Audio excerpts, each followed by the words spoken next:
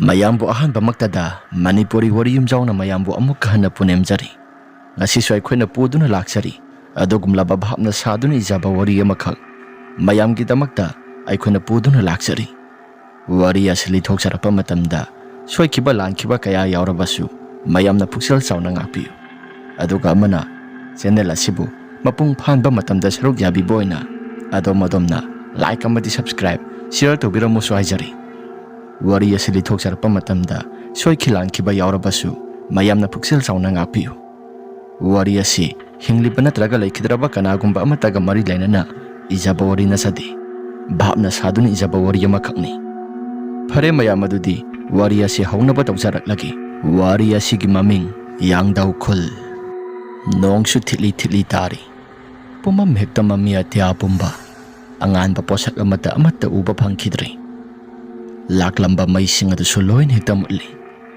khulgi sidaida lairiba laikagi mangpham maduda mi poloi riba miyoising makhoi manga taruk adusu masada kithi kirum tawduna mi poloi badusu mapung phana losilasi haidana loiramdai gi mate khara khajikta ngairak tanjaduda makhoi siki na kina poloi rami nupa mana hairai ish mai yasi somata lakti aduga khulasi nonglai nungsit tawgaduribra pumam hekta mami aidi yengbada isa se kaya thoina hinaraktri yumda khara thuna sanglase hairabasu laikagi mangthong asi aina thingkadoribani maibamak natragasu mangthong thingba-sidi aisu hairuba kaubanina masi ai yaudradi laikagi seba tawbasi iya yadabani nupa amanamu yareda sangkadaba lairaba maktada nangsu nasana thanta murum hekta soli nong asi tarakadore aduna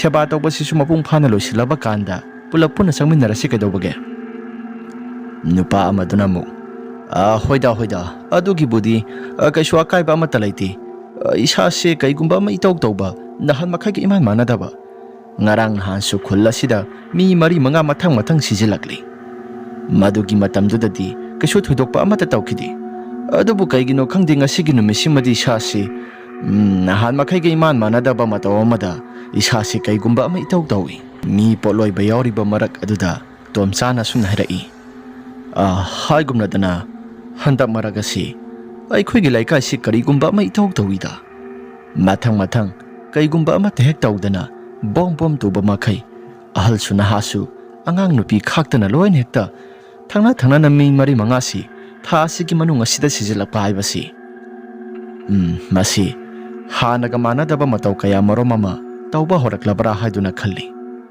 hanadi sahi amagi manungda mi ama natraga ani ahum mari oiraba sudum sidi sibani adubu tha asigi manung asida mi asum thangna na adum khudakta lawba haibasidi maram suisa sadana loin hektasi ai suisa se kaigumba madi khan khalida mayam sing aduna su karigumba amata khalagumsi asigumba wakhala se khangumsi mi poloi basi aphaba thabak nati laitin timu laimu mayam amasu ilibani aduna sigumba wari asi sanadana gyan tana loisilaba matung magi yumda hanarasi haidana wari kaya maromama hainarai tasengba mak numit ado pungkida ki bahaba doire makhoi manga taruk ado singthak thangba saruga somsida lasil nong phai mayam singasina ururu situna nungsit ayungba mayam ama situna lakli nong asisu tagadogi tawre singkhong singya thangba saruk asi pumam hekta mami mangpham lairiba maike somdo hanadagisu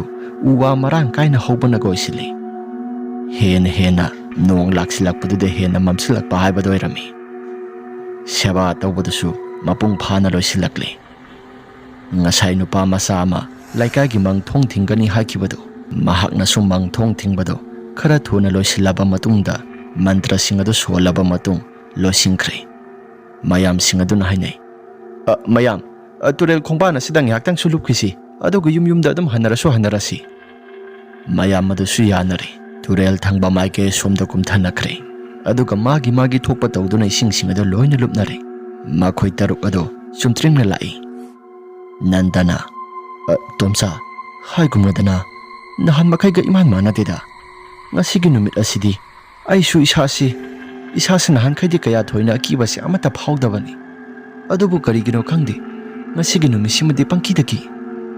ꯇꯣꯝꯆꯥꯅ ꯍꯣꯏꯗ ꯑꯗꯨꯕꯨꯗꯤ ꯑꯩꯁꯨ ꯉꯁꯥꯏ ꯊꯛꯈꯤꯕ ꯆꯥꯈꯤꯕ ꯌꯨꯁꯤꯡ ꯑꯗꯨꯁꯨ ꯅꯤꯁꯥꯒ ꯂꯣꯏꯅ ꯍꯜꯂꯦ. ꯏꯁꯤꯡ ꯆꯣꯠꯈꯤꯕꯁꯤꯅꯔ ꯈꯪꯗꯦ. ꯑꯗꯨꯕꯨ ꯅꯍꯥꯟ ꯃꯈꯩꯒ ꯏꯃꯥꯟ ꯃꯥꯟꯅꯗꯕ ꯃꯇꯧ ꯀꯌꯥ ꯃꯔꯣꯝ ꯑꯃ ꯉꯁꯤꯒꯤ ꯅꯨꯃꯤꯠꯁꯤꯃꯁꯨ ꯇꯧꯏ. ꯐꯔꯦꯁꯦ, ꯌꯨꯝꯗ ꯒ꯭ꯌꯥꯟ ꯇꯥꯅ ꯍꯜꯂꯒ ꯀꯩꯅꯣ ꯈꯔ ꯋꯥꯔꯤ ꯋꯥꯇꯥꯏ ꯁꯥꯟꯅꯕ ꯍꯥꯏꯕꯗꯨꯅꯤ. ꯅꯨꯃꯤꯗꯥꯡ ꯃꯇꯝꯅꯒ ꯑꯣꯏꯁꯤꯜꯂꯤ. ꯁꯣꯔꯣꯛ ꯑꯁꯤꯁꯨ ꯀꯅꯥꯒꯨꯝꯕ ꯑꯃꯠꯇ ꯆꯠꯅꯗꯦ. ꯃꯩ ꯑꯁꯤꯁꯨ ꯑꯃꯠꯇ ꯆꯥꯡ ꯅꯥꯏꯅ ꯂꯥꯛꯇꯕꯅꯤꯅ ꯄꯨꯝꯃꯝ ꯍꯦꯛꯇ ꯃꯝꯃꯤ. ꯅꯟꯗꯅ ꯍꯣꯏꯅꯦ, ꯃꯅꯤꯄꯨꯔꯒꯤ ꯃꯩ ꯍꯥꯏꯔꯦꯗꯅ ꯆꯥꯡ ꯅꯥꯏꯅ ꯑꯃꯠꯇ ꯍꯦꯛ ꯂꯥꯛꯇꯦ. ꯅꯣꯡꯁꯤꯁꯨ ꯂꯥꯛꯄ ꯅꯠꯇꯦ. ꯍꯣꯏ, ꯂꯥꯛꯀꯗꯧꯒꯤꯗꯤ ꯇꯧꯔꯦ. ꯑꯗꯨꯕꯨ ꯅꯣꯡ ꯑꯁꯤ ꯃꯄꯨꯡ ꯐꯥꯅ ꯇꯥꯔꯛꯂꯕ ꯀꯥꯟ ꯃꯗꯨꯗ ꯑꯣꯏꯅ ꯊꯥꯔꯛꯇ꯭ꯔꯒꯗꯤ ꯐꯩꯗꯅ. ꯅꯣꯡ ꯆꯨꯔꯁꯨ ꯅꯨꯡꯁꯤꯠꯄꯨ ꯌꯥꯎꯗ꯭ꯔꯒꯗꯤ ꯃꯩꯁꯦ ꯑꯗꯨꯝ ꯊꯥꯕꯤꯔꯛꯄ ꯌꯥꯕꯅꯤ. ꯅꯣꯡꯁꯨ ꯆꯨꯗꯦ, ꯃꯪꯕ ꯈꯛꯇꯅꯤ. ꯃꯩꯁꯨ ꯑꯃꯠꯇ ꯂꯥꯛꯇꯦ. ꯄꯨꯝꯃꯝ ꯍꯦꯛꯇ ꯃꯝꯃꯤ. ꯂꯝꯕꯤ ꯆꯠꯄꯁꯤ ꯌꯥꯝꯅ ꯅꯨꯡꯉꯥꯏꯇꯦ. ꯑꯁꯨꯝꯅ ꯋꯥꯔꯤ ꯋꯥꯇꯥꯏ ꯁꯥꯟꯅꯗꯅ ꯃꯈꯣꯏ ꯇꯔꯨꯛ ꯑꯁꯦ ꯂꯥꯛꯂꯤ. ꯂꯝꯕꯤꯗꯨꯁꯨ ꯅꯨꯡꯁꯤꯠ ꯃꯔꯥꯡ ꯀꯥꯏꯅ ꯁꯤꯠꯄ ꯍꯧꯔꯛꯂꯤ. ꯃꯈꯣꯏꯒꯤ ꯃꯁꯥꯗꯣ ꯃꯝꯅꯒ ꯃꯝꯕꯅꯤ. ꯃꯁꯥꯁꯤꯡ ꯑꯗꯨ ꯈꯔ ꯀꯤꯕꯁꯨ ꯐꯥꯎꯏ. ꯑꯁꯨꯝꯅ ꯁꯨꯝ ꯂꯥꯛꯄꯅ ꯃꯥꯒꯤ ꯃꯌꯨꯝꯁꯤꯡ ꯑꯗꯨ ꯌꯧꯅꯗꯨꯅ ꯑꯃꯃꯝ ꯑꯅꯤꯗ ꯂꯣꯏꯅ ꯂꯩꯍꯧꯔꯤ. ꯑꯁꯨꯝ ꯃꯕꯥꯅꯤ ꯇꯣꯝꯆꯥ ꯑꯃꯗꯤ ꯅꯟꯗꯁꯨ ꯂꯥꯛꯄꯅ ꯅꯟꯗꯁꯨ ꯃꯌꯨꯝꯗ ꯆꯪꯍꯧꯔꯤ. ꯇꯣꯝꯆꯥ ꯃꯍꯥꯛꯁꯨ ꯃꯊꯟꯇ ꯂꯥꯛꯀꯅꯤ ꯈꯟꯕꯗ ꯃꯁꯥꯁꯤ ꯑꯀꯤ ꯇꯨꯖꯨꯡꯕꯗꯤ ꯐꯥꯎꯏ. ꯏꯃꯥꯟꯅꯕꯁꯤꯡ ꯑꯁꯤꯁꯨ ꯂꯣꯏꯅ ꯀꯤ ꯍꯥꯏꯅꯔꯕꯅꯤꯅ ꯑꯩꯁꯨ ꯏꯊꯟꯇ ꯍꯟꯕꯁꯤ ꯑꯗꯨꯝ ꯀꯤꯗꯕ ꯁꯥꯔꯒ ꯍꯟꯒꯗꯧꯔꯤꯕꯅꯤ. ꯇꯟꯗꯤ ꯇꯟꯈ꯭ꯔꯦꯗ. ꯑꯗꯨꯕꯨ ꯍꯟꯗꯕꯗꯤ ꯌꯥꯗꯦ, ꯌꯨꯝ ꯆꯪꯗꯕꯗꯤ ꯌꯥꯗꯦ. ꯐꯔꯦ, ꯆꯪꯗꯗꯤ ꯆꯪꯂꯒꯦ, ꯅꯨꯄꯥ ꯃꯆꯥꯅꯤ ꯍꯥꯏꯗꯅ ꯇꯣꯝꯆꯥꯁꯨ ꯃꯈꯣꯏꯒꯤ ꯂꯩꯔꯛ ꯑꯗꯨꯗ ꯆꯪꯂꯛꯂꯤ. ꯇꯣꯝꯆꯥꯅ ꯂꯩꯔꯛꯇ ꯆꯪꯂꯛꯄ ꯃꯇꯝꯗ ꯈꯔ ꯆꯠꯈꯠꯂꯒ ꯃꯈꯣꯏꯒꯤ ꯂꯩꯔꯛ ꯃꯆꯤꯜ ꯑꯗꯨꯗ ꯖꯨꯒꯦꯒꯤ ꯃꯌꯨꯝ ꯂꯩ. ꯃꯥꯏꯕ ꯖꯨꯒꯦ ꯃꯃꯥꯡ ꯊꯛꯇꯒꯤ ꯍꯧꯅ ꯂꯩꯀꯥꯏꯁꯤ ꯃꯍꯥꯛꯅꯁꯨ ꯚꯨꯠ ꯄ꯭ꯂꯦꯠ ꯍꯥꯟꯅ ꯁꯥꯟꯅꯈꯤꯕꯒꯤ ꯃꯌꯥꯝꯅꯁꯨ ꯋꯥꯔꯛ ꯋꯥꯇꯦꯝ ꯇꯧꯗꯅ ꯃꯍꯥꯛ ꯑꯁꯤ ꯈꯔ ꯃꯈꯩꯁꯨ ꯐꯨꯕ ꯆꯩꯕ ꯇꯧꯗꯨꯅ ꯈꯨꯜ ꯂꯩꯀꯥꯏꯁꯤꯗꯒꯤ ꯏꯟꯊꯣꯛꯈ꯭ꯔꯕꯅꯤ. ꯇꯣꯝꯆꯥꯅ ꯆꯪꯂꯛꯄ ꯃꯇꯝꯗ ꯖꯨꯒꯦꯁꯨ ꯃꯈꯣꯏꯒꯤ ꯃꯪꯒꯣꯜ ꯊꯪꯕ ꯃꯥꯏꯀꯩ ꯁꯣꯝꯗ ꯆꯞ ꯇꯤꯡꯕ ꯃꯈꯩ ꯂꯦꯞꯄꯒ ꯂꯩꯔꯝꯃꯤ. ꯃꯗꯨ ꯎꯕ ꯃꯇꯝꯗ ꯑꯥꯗ ꯂꯩꯔꯤꯁꯤꯗꯤ ꯃꯥꯝꯃ ꯖꯨꯒꯦ ꯅꯠꯇ꯭ꯔꯥ? ꯃꯥꯅꯤ, ꯃꯁꯤ ꯃꯥꯝꯃ ꯖꯨꯒꯦꯁꯤ ꯅꯍꯥꯟ ꯃꯈꯩ ꯌꯨꯝꯗꯒꯤ ꯃꯄꯥꯜ ꯊꯣꯛꯄ ꯑꯃꯠꯇꯁꯨ ꯎꯗꯦ. ꯃꯁꯤ ꯃꯤꯅ ꯀꯩꯅꯣ ꯈꯔ ꯅꯍꯥꯟ ꯃꯈꯩ ꯇꯧꯈꯤꯕꯗꯣ ꯃꯗꯨꯅ ꯑꯣꯏꯔꯝꯒꯗ꯭ꯔꯥ? ꯑꯩ ꯃꯥꯒ ꯄꯨꯂꯞ ꯃꯥꯏ ꯑꯁꯤ ꯑꯣꯟꯁꯤꯟꯃꯤꯟꯅꯕ ꯌꯥꯗꯦ. ꯑꯩꯁꯨ ꯑꯗꯨꯝ ꯆꯠꯐꯝ ꯊꯣꯛꯄ ꯑꯗꯨꯝ ꯆꯠꯈꯤ ꯍꯥꯏꯗꯅ ꯇꯣꯝꯆꯥꯁꯨ ꯃꯍꯥꯛꯇꯣ ꯃꯊꯟꯇ ꯑꯗꯨꯃꯛ ꯃꯍꯥꯛꯀꯤ ꯃꯌꯨꯝ ꯇꯥꯟꯅ ꯂꯥꯛꯏ. ꯑꯗꯨꯝꯅ ꯂꯥꯛꯄꯗꯨꯗ ꯖꯨꯒꯦꯁꯨ ꯃꯍꯥꯛꯀꯤ ꯃꯁꯥꯗꯣ ꯀꯔꯤꯒꯨꯝꯕ ꯑꯃ ꯑꯗꯨꯝ ꯇꯧꯗꯨꯅ ꯃꯌꯨꯝ ꯃꯅꯨꯡ ꯊꯪꯕ ꯁꯔꯨꯛ ꯑꯗꯣꯝꯗ ꯆꯪꯈ꯭ꯔꯦ. ꯇꯣꯝꯆꯥꯁꯨ ꯃꯊꯟꯇ ꯀꯔꯤꯒꯨꯝꯕ ꯑꯃꯠꯇ ꯈꯟꯕ ꯇꯧꯗ ꯑꯗꯨꯝ ꯂꯥꯛꯏ. ꯍꯧꯖꯤꯛꯇ ꯃꯍꯥꯛꯅ ꯎꯈꯤꯕ ꯖꯨꯒꯦꯒꯤ ꯁꯛꯐꯝ ꯑꯗꯣ ꯃꯁꯥꯗꯣ ꯑꯀꯤ ꯇꯨꯖꯨꯡꯕꯗꯤ ꯈꯔ ꯐꯥꯎꯔꯕꯅꯤ. ꯃꯁꯥꯗꯣ ꯀꯩꯁꯨ ꯊꯣꯏꯗꯣꯛꯄ ꯑꯃꯠꯇ ꯈꯟꯕ ꯇꯧꯗ ꯂꯥꯛꯄꯗꯨꯗ ꯇꯨꯡ ꯊꯪꯕ ꯁꯔꯨꯛ ꯑꯗꯨꯗ ꯀꯅꯥꯒꯨꯝꯕ ꯅꯨꯄꯤ ꯑꯃꯅ ꯍꯤꯛꯅ ꯀꯞꯄꯒꯤ ꯃꯈꯣꯜ ꯑꯃꯁꯨ ꯇꯥꯗꯨꯅ ꯂꯥꯛꯏ. ꯇꯣꯝꯆꯥ ꯃꯁꯥꯗ ꯑꯀꯤ ꯇꯨꯖꯨꯡꯕ ꯐꯥꯎꯔꯕꯁꯨ ꯍꯟꯅ ꯐꯥꯎꯕ ꯑꯃꯠꯇ ꯌꯦꯡꯕ ꯇꯧꯗ ꯅꯨꯄꯤꯗꯨ ꯁꯨꯛꯌꯦꯡ ꯌꯦꯡꯗꯦ. ꯃꯈꯣꯜꯗꯤ ꯑꯗꯨꯃꯛ ꯇꯥꯏ. ꯅꯥꯀꯜꯗ ꯆꯦꯜꯂꯤꯕ ꯈꯣꯡꯕꯥꯜꯒꯤ ꯏꯁꯤꯡ ꯑꯗꯨꯗ ꯀꯅꯥꯒꯨꯝꯕ ꯃꯤꯑꯣꯏ ꯑꯃ ꯑꯅꯤ ꯆꯕꯨꯛ ꯍꯥꯏꯗꯨꯅ ꯁꯥꯟꯅꯕꯒꯤ ꯃꯈꯣꯜ ꯑꯃꯁꯨ ꯇꯥꯔꯛꯏ. ꯀꯩꯅꯣ, ꯈꯣꯡꯕꯥꯜ ꯊꯪꯕ ꯃꯥꯏꯀꯩ ꯁꯣꯝꯁꯤꯗ ꯀꯅꯥꯅꯣ ꯑꯩꯒꯤ ꯇꯨꯡ ꯑꯁꯤꯗ ꯁꯥꯟꯅꯔꯛꯂꯤꯕꯁꯤ? ꯑꯩꯕꯨ ꯑꯃꯨꯛꯇꯪ ꯌꯦꯡꯁꯤꯔꯥ ꯍꯥꯏꯗꯅ ꯇꯣꯝꯆꯥꯅ ꯐꯠ ꯂꯩꯊꯣꯛꯇꯨꯅ ꯌꯦꯡꯕꯗ ꯀꯅꯥꯒꯨꯝꯕ ꯑꯃꯠꯇ ꯍꯦꯛ ꯂꯩꯔꯝꯗꯦ. ꯃꯗꯨ ꯂꯩꯔꯝꯗꯕꯗꯨꯗ ꯇꯣꯝꯆꯥ ꯃꯍꯥꯛꯀꯤ ꯃꯁꯥꯗ ꯑꯀꯤ ꯇꯨꯖꯨꯡꯕ ꯐꯥꯎꯕ ꯍꯧꯔꯛꯂꯤ. ꯃꯍꯥꯛꯀꯤ ꯃꯇꯨꯡꯗ ꯍꯤꯛꯅ ꯀꯞꯂꯝꯕ ꯅꯨꯄꯤ ꯑꯗꯨꯁꯨ ꯃꯐꯝ ꯃꯔꯥꯡ ꯑꯃꯠꯇ ꯈꯪꯗꯅ ꯃꯈꯣꯜꯁꯤꯡ ꯑꯗꯨ ꯂꯣꯏꯅ ꯃꯥꯡꯈ꯭ꯔꯦ. ꯃꯁꯛ ꯃꯁꯥꯗꯨꯁꯨ ꯑꯃꯠꯇ ꯎꯕ ꯐꯪꯈꯤꯗ꯭ꯔꯦ. ꯇꯣꯝꯆꯥ ꯑꯁꯨꯝꯅ ꯁꯨꯝ ꯌꯦꯡꯗꯨꯅ ꯂꯩꯔꯤꯉꯩ ꯖꯨꯒꯦꯁꯨ ꯀꯩꯅꯣ ꯃꯈꯨꯠꯇ ꯈꯔ ꯄꯥꯏꯗꯨꯅ ꯃꯅꯤꯡꯊꯣꯡ ꯊꯪꯕ ꯁꯔꯨꯛꯀꯤ ꯊꯣꯡ ꯑꯗꯣ ꯃꯗꯨ ꯍꯥꯡꯗꯣꯔꯛꯂꯦ. ꯃꯅꯤꯡꯊꯣꯡꯒꯤ ꯊꯣꯡ ꯑꯗꯨ ꯍꯥꯡꯗꯣꯛꯇꯨꯅ ꯊꯣꯛꯂꯛꯄꯗ ꯇꯣꯝꯆꯥꯁꯨ ꯃꯤꯆꯥꯟꯅꯗꯨꯅ ꯍꯥꯏꯐꯦꯠ ꯐꯠ ꯌꯦꯡꯁꯤꯜꯂꯨꯔꯦ. ꯑꯗꯨꯝꯅ ꯌꯦꯡꯕꯗꯨꯗ ꯖꯨꯒꯦ ꯑꯀꯤꯕ ꯁꯛꯇꯝ ꯑꯃꯗ ꯃꯍꯥꯛꯀꯤ ꯃꯃꯤꯠ ꯑꯗꯨ ꯈꯥꯅ ꯇꯣꯝꯆꯥ ꯇꯝꯅ ꯌꯦꯡꯗꯨꯅ ꯂꯩꯔꯝꯃꯤ. ꯇꯣꯝꯆꯥ ꯍꯟꯅ ꯐꯥꯎꯕ ꯌꯦꯡꯕ ꯇꯧꯗ ꯃꯃꯥꯏꯗꯨ ꯍꯨꯠ ꯂꯩꯔꯛꯂꯤ. ꯃꯍꯥꯛꯀꯤ ꯃꯌꯨꯝ ꯇꯥꯅ ꯈꯔ ꯊꯨꯅ ꯈꯣꯡꯂꯩ ꯊꯨꯅ ꯂꯥꯛꯂꯦ. ꯀꯩ ꯃꯤꯠꯌꯦꯡꯅꯣ ꯃꯁꯤꯒꯤ ꯃꯥꯏꯕ ꯖꯨꯒꯦꯁꯤ? ꯀꯧꯅꯗꯕꯁꯨ ꯐꯅ ꯀꯨꯏꯔꯦ. ꯃꯍꯥꯛꯅ ꯇꯧꯒꯦ ꯈꯜꯂꯤꯕ ꯊꯕꯛ ꯑꯁꯤ ꯍꯧꯖꯤꯛ ꯐꯥꯎꯕ ꯂꯥꯏ ꯁꯥꯟꯅꯔꯤꯕ꯭ꯔꯥ? ꯃꯁꯤ ꯑꯩꯕꯨ ꯑꯃꯨꯛꯇꯪ ꯂꯨꯝꯃꯒ ꯌꯦꯡꯁꯤꯔꯥ? ꯌꯦꯡꯉꯔꯣꯏꯒꯦꯗ. yumda kitang thuna sanglagi haidana Tomsasu mahaki mayum tamna sanglaki haidana hek tawba kana duda makhoi konthong seigi mapa thangba saruk adomda musin muraba nupa amaga nupi amaga lemina duna lairami Tomsana amamba marak aduda masado kanano haiba somata khangdi maina kapung mamambani Tomsasu mahaki masada sumna khalli kanano asok pung hojik tare mukta silaklabani hojik pu pakhang laisabi wari watai sanaba matamla kana gi masasino amuktang thik tawge haidana Tomsasu khara phingna masado sanglai konthong sei mapa do hek yauraklaba kana duda hoksing yaktang gi mamang do ramba pumnamak singado mapha marang khangdana mangkhre Tomsa masado swai lauba ma phawi Tomsana hauji waida sida musin muna lepaga leiramaga kadai waida mangkhraba Tomsasu masado lei dana yengi adubu kanagumba mata uge phangkhidri asomda maning thongda thoklamba yugi imungda khara thuna sangsilakle aduga laibakna saba mitam ama paikhalakle mitam mado madudaiduda masada i khara thoalaba matungda i khara pup launa tarai masada thang suriya masatolakle aduga mitam maduda hanjin chak launa hekta thilli asomdana Tomsa masado phara launa onba horakle Yogena khangbra aina tawbak thabak khudimakti yengsilaklabadi naha oigera ahal oigera lemna mata tharoi aina lemna mata tharoi hairibasini upaya mata lairoi aina soraklabadi asi hairaga Tomsado mafam adumaktada awasaina khol khangduna ima haiduna kaubasungamda masado ona thoina khanglakle Jugena somdana masado thak launa niktuna noktuna hairai hojikti aina hanadagi hauna mamang thakdagi hauna satharaklaba aina ining ikha tamna mi hatpagi thawong singase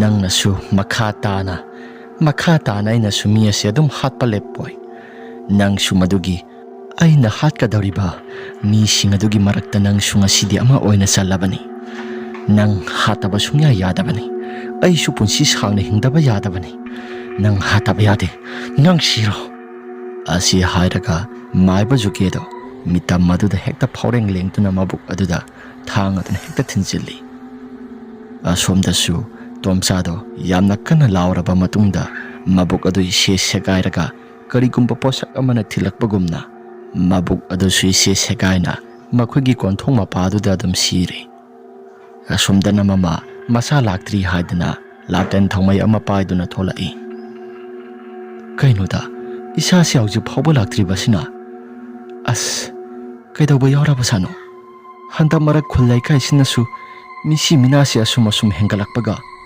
aibu isa se pakai khreda amuktang tholaga yengsira haidana Tomsa gi mamado konthong tamna haipetang tholaga yenglage haidana masado singnaba amata tawda konthong tamna thoktuna yenglai asumna yengbaduda mahaki masado su swailaub ama phawkri konthong thangba maike somda kanagumba ama hippaga leibado mahak surakle khara thona parap chensili adabu masagi phibam ikai kaina siraba mataw aduda Tomsa gi mamado masado chinglauba ma phawduna yamna kan hekta kaurai mahaki